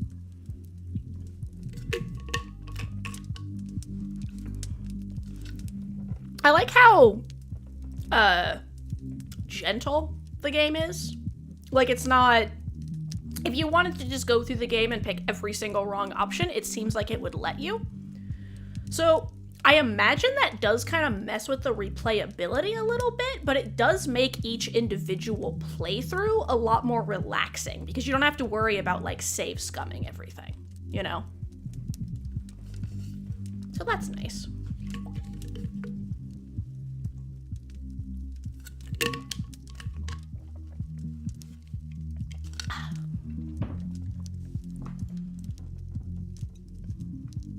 And there goes the ad currents, stealing our friends. We shall await your return. Oh, I clicked out of the window. I'm gonna save. I don't think there's anything special in settings. No, they're just a cute little vampire.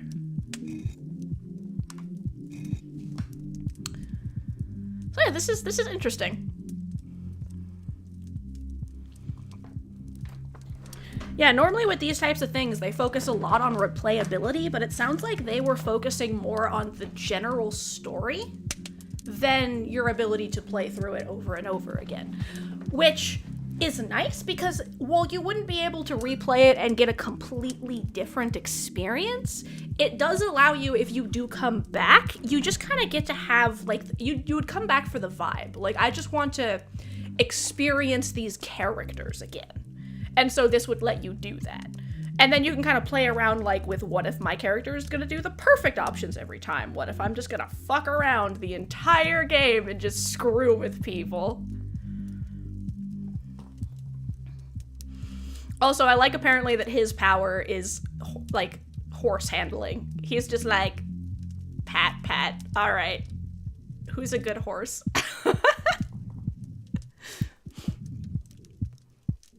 You thought you could gaslight me? I have animal taming. Now you are not pissed off anymore. Perfect. This is a fun first spooky season. All right, we have about a minute until everyone comes back. Very exciting. Dance to the background beat of the sex club underneath the therapy office.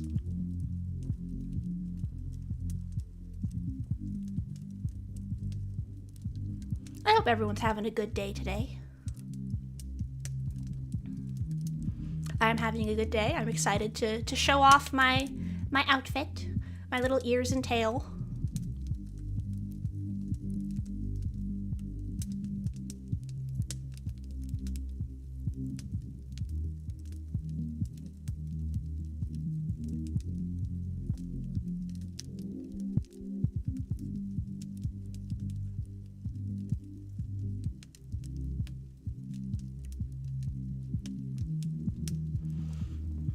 This is a lot of fun. I'm really enjoying this game so far. It's a little difficult, too. Like, normally these types of things, like these types of visual novel sort of games are way easier than this, but this is really hard. Like, in a good way. Especially because they don't punish you if you mess up.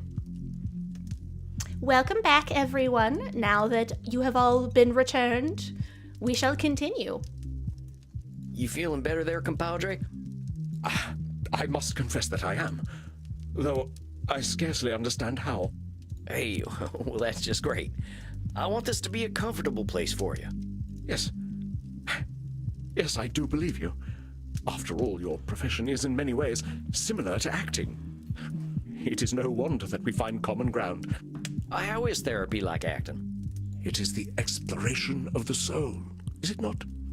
A journey Is the kid into just like, pain all and right, child, truth. redirect. We see those pains and truths and reflect them onto the cruel world. I ain't sure I quite see it like that, but it's true that reflecting is important.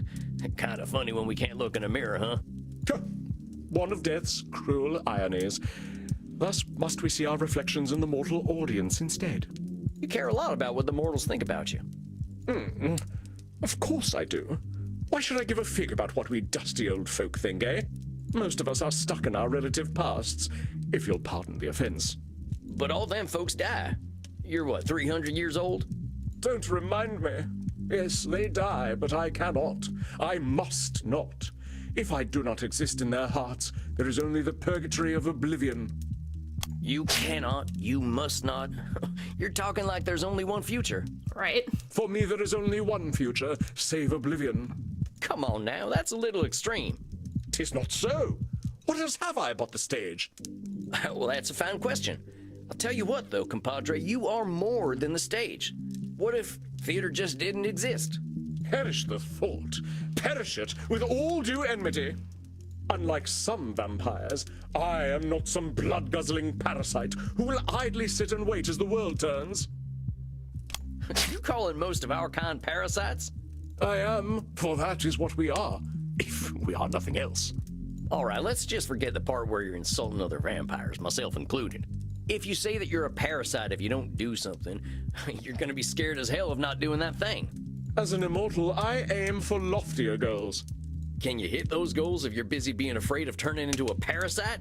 Ah, but your humble speech does belie the true wisdom beneath. I am indeed cruel to myself. Once again, expectations. I died for the stage, so I should live for it as well. Well, why should you live for the stage? What was my death worth if the stage does not matter? But it's only you who's saying your death ain't worth something. Your shoulds are fatal. Ain't that a lot of pressure? Perhaps. Though one might argue that all great actors must be forged in I can see fire. what he meant, because like everything you say to this guy, he goes, yeah, but... But is acting really the most important thing in the world? I shall assume that you jest. Vampire society's of no use to me. We are so few, and I cannot have an adoring crowd without a crowd. Vampires ain't got nothing to offer you. Nothing they can give, no. Vampires do not understand the avant-garde. We just talked to one who probably Vampires did. have a lot to give. We got time to understand things mortals just can't. I think you're painting vampire society with a pretty broad brush. We got some redeeming values. Oh, perhaps. But an understanding of the stage is not one of them. You know, I see what you are doing. The motivations of man are well known to me through my art. What is he going to assume? And what am I doing? You are mocking me, undermining me, causing me to doubt myself. I know thy purpose, wretch. This therapy business is all a ruse. You would lay me low and claim dominion over me. All I'm trying to do is help you, friend. Reality's a lot easier to deal with when you can accept it for what it is. So, now you doubt my sanity. Is there no end to This your guy jigs just and like jabs? intentionally assumes the worst. Like every time. I shall not break. Oh, you shall see. The tides of cruel seas will crash Definitely upon me, in his but own I little do world not here. wither. I know thy game, trickster. You wish to keep me in your debt. The more I doubt myself, the more you take from me. Like, just imagine this guy ranting, going off, Shakespearean it up. And Sam's just sitting here, just looking at him with these big old pitying eyes, just like, yep, go ahead and tell me your rant, buddy. Like, that is honestly more pitying than anything I have said during this entire therapy session. You think you are clever, but thy tongue outvenoms all the worms of the Nile. Ah, that's a good one. Your tongue outvenoms all the worms of the Nile. Well, what have you to say for yourself? Speak, that I might hear thy bile. I actually want to write that down. I like that. Thy tongue outvenoms all the words of the Nile.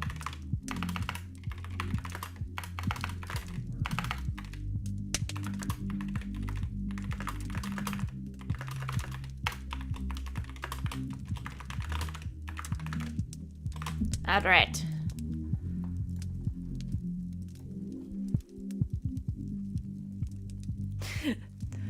All of these options are hilarious. Tell him you do this for free. Tell him you aren't a trickster. Tame him like a wild horse. You know what? Fuck it. Let's go with that. Easy there. What? I know you're upset and you're scared. I ain't gonna hurt you. But you want to hurt me. Good vampire. Ain't you sweet? Yeah, it's all right. You really don't want to hurt me. You'll keep me safe. We're safe. Ain't no place safer than right here. Only way to fight the gaslighter. Gaslight them back. We're friends. That's right. You're my buddy now. Just my pal Eddie. In truth, I am oft left bereft of friendship. Our kind can be difficult. You mean vampires? No, actors. But to sense one is not alone in all the world is a feeling to be cherished. You ain't alone, I promise you. Whatever bad stuff we're living, someone else has lived it already. 'Tis so. Many geniuses were unappreciated in their time, with wonders of their craft consigned to history's dusty pages. Even the bard himself did struggle. There is some comfort in that. Common nocturnality. We all got the same needs, man. Blood, safety, and sex. Indeed. I, too, am akin to the doomed Achilles, though my sore spot lies not so low, but twixt stem and stern. All right. Tain't my place to comment. Yeah. Oh, it seems the spot is no secret to you after all. Maybe we can talk about that some more in your next session.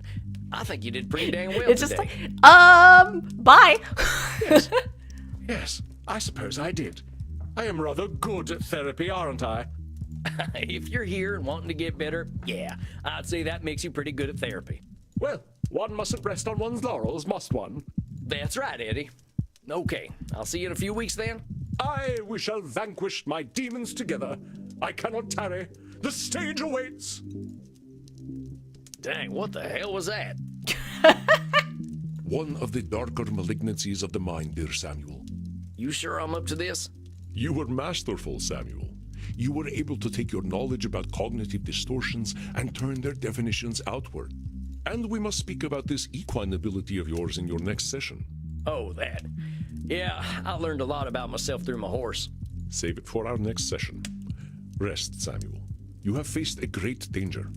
Now it is time to drink and be merry with the Goths. Time to drink and be merry with the Goths. Well, not sure I'd call them merry, but they know how to cut loose. All right, Andy, I'll see you later. And that seems like a relatively good ending, so I'm gonna kind of get through the end of this day. We will read the notes, and then we will end the game. Good night, Samuel. Rest in peace.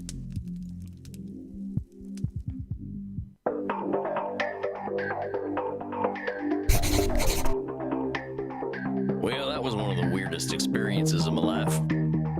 Yeah. Edmund is afraid to get back into acting because he's afraid of getting anything but universal praise. Self-centered mindset, believes he determines what acting must be. Diminishes the thoughts and opinions of others. Champion gaslighter, tried to convince me I was attacking him. Sees the world through theater. Next time I'd like to dig in on where all this comes from. Why is this fella so insecure? That's just kind of be how it be, but yeah. I probably want to forget that. I should go talk to Crimson. If it isn't Sammy the Kid, plop that butt down. Got a shot prepared for you. Well, thanks, Crimson. What is that? A Bloody Mary? No, a Bloody Steve. Of course it is. How's the crowd tonight? I accidentally clicked through whatever she was saying because the subtitles. You know, it's funny. They're a little on the weird side tonight. Must be a full moon out. Oh, you ain't kidding.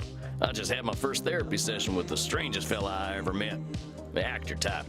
Used to be an international celebrity back when I was alive. Well, seems like fame's a nasty drug.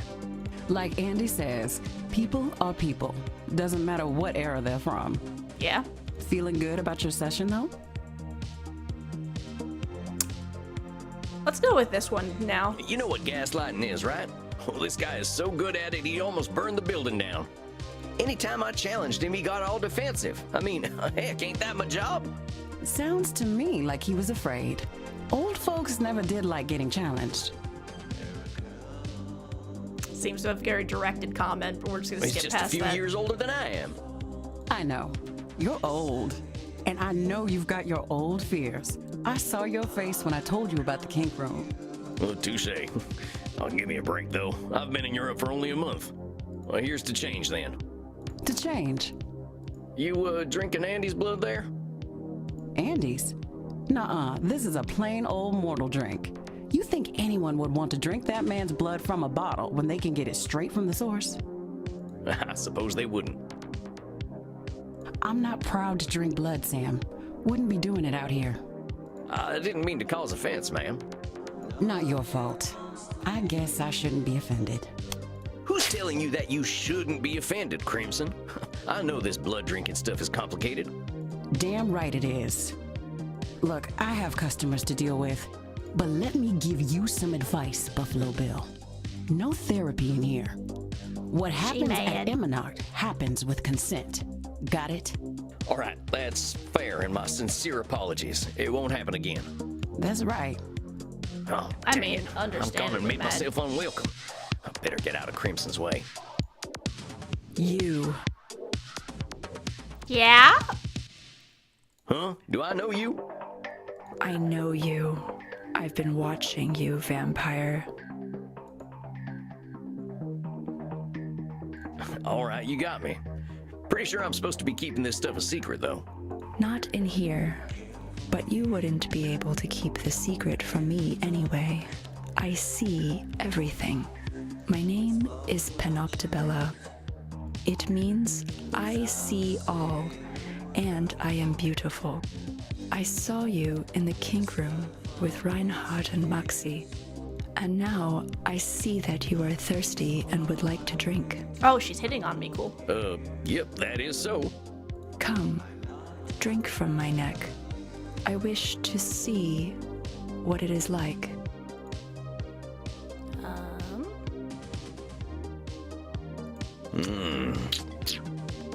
Yes, I see now. That was very pleasant. Thank you. Must have been really funny just recording lip smacking sounds into the microphone. You will go to your coffin now to sleep. Well, if you wanted to cuddle. It is normal for vampires to enter a state of torpor after consuming the blood of another. I wish you an excellent torpor, vampire. Thanks, I guess. I guess I'd better get some shut-eye. This night has gone on long enough.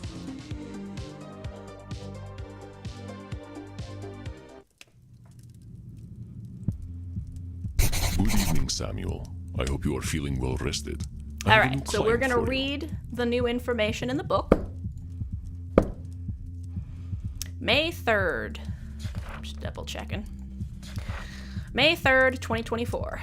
Just finished up with a new client, and this guy was a lot. Fella nearly burned the saloon down with his gaslighting superpowers. He's an actor type, but I don't have a lot of which I don't have a lot of experience with.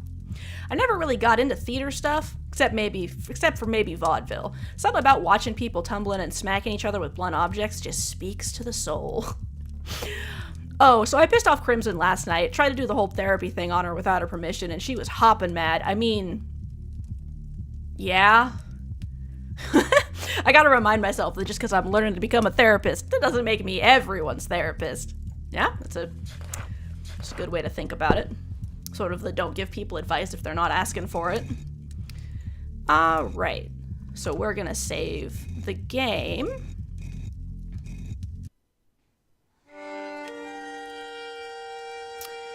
And we are done for the night. That was a lot of fun. So first things first, I think I'm gonna look for someone to raid. Let me head over.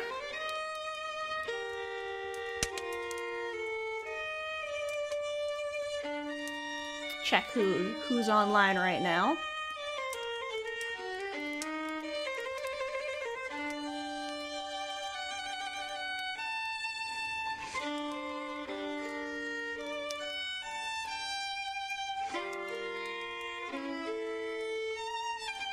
Alright.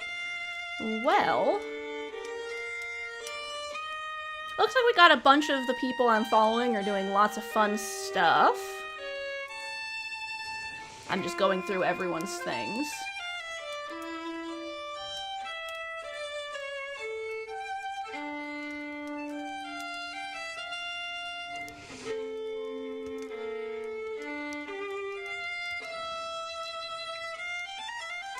Should we go for something cozy or something kinda with a more active vibe? Because Satine is still doing the Fioreversary and playing some Marvel Rivals, so we will have lots of trash talking and crazy PvP. Ye J-Bay is talking about some controversy. But then we also have some nice, calm Nancy Drew over at Big Tuna, or some fun art, or other indie games. So I just gotta decide what kind of vibe I think is gonna be good after this stream. If anyone has any preferences, feel free to share. Otherwise, I will just make the executive decision before I send you all on your way. And I think, I haven't rated Ye J-Bay yet because we normally don't stream at the same times. So let's go with that.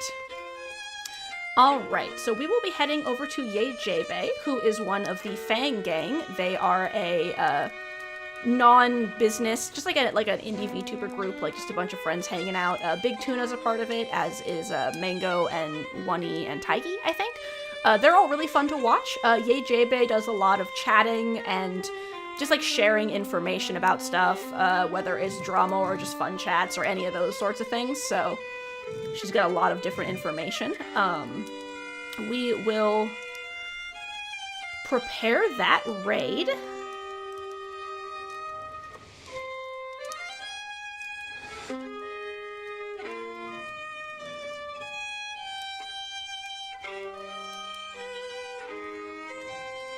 Alright, and this is gonna be our raid message.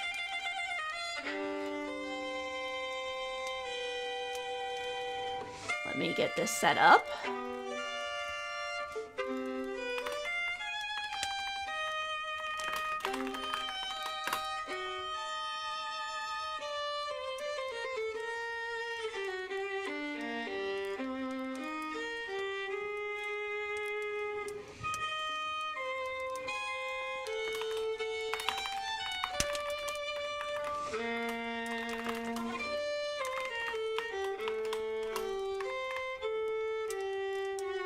There we go. I think that's a fun raid message. Now, this one will probably only work if you're subscribed to the channel, so for non-subscribers, we are just gonna go with the nice purple heart. That is the one you can use if you are not a subscriber/follower. So go ahead and copy your raid messages if you would like to participate, and we will be raiding out in 5, 4, 3, 2, and we're gone. In it, but I remember that being in it. I was like, God, fuck. So I guess if I get canceled, oh, Rita!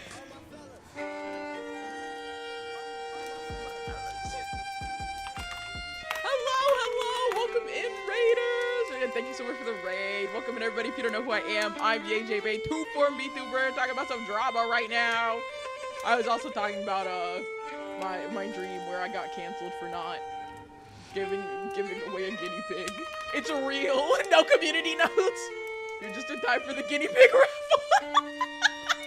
What are you doing, Jay? Follow up on the guinea pig. No, I didn't know that. I cannot understand going back.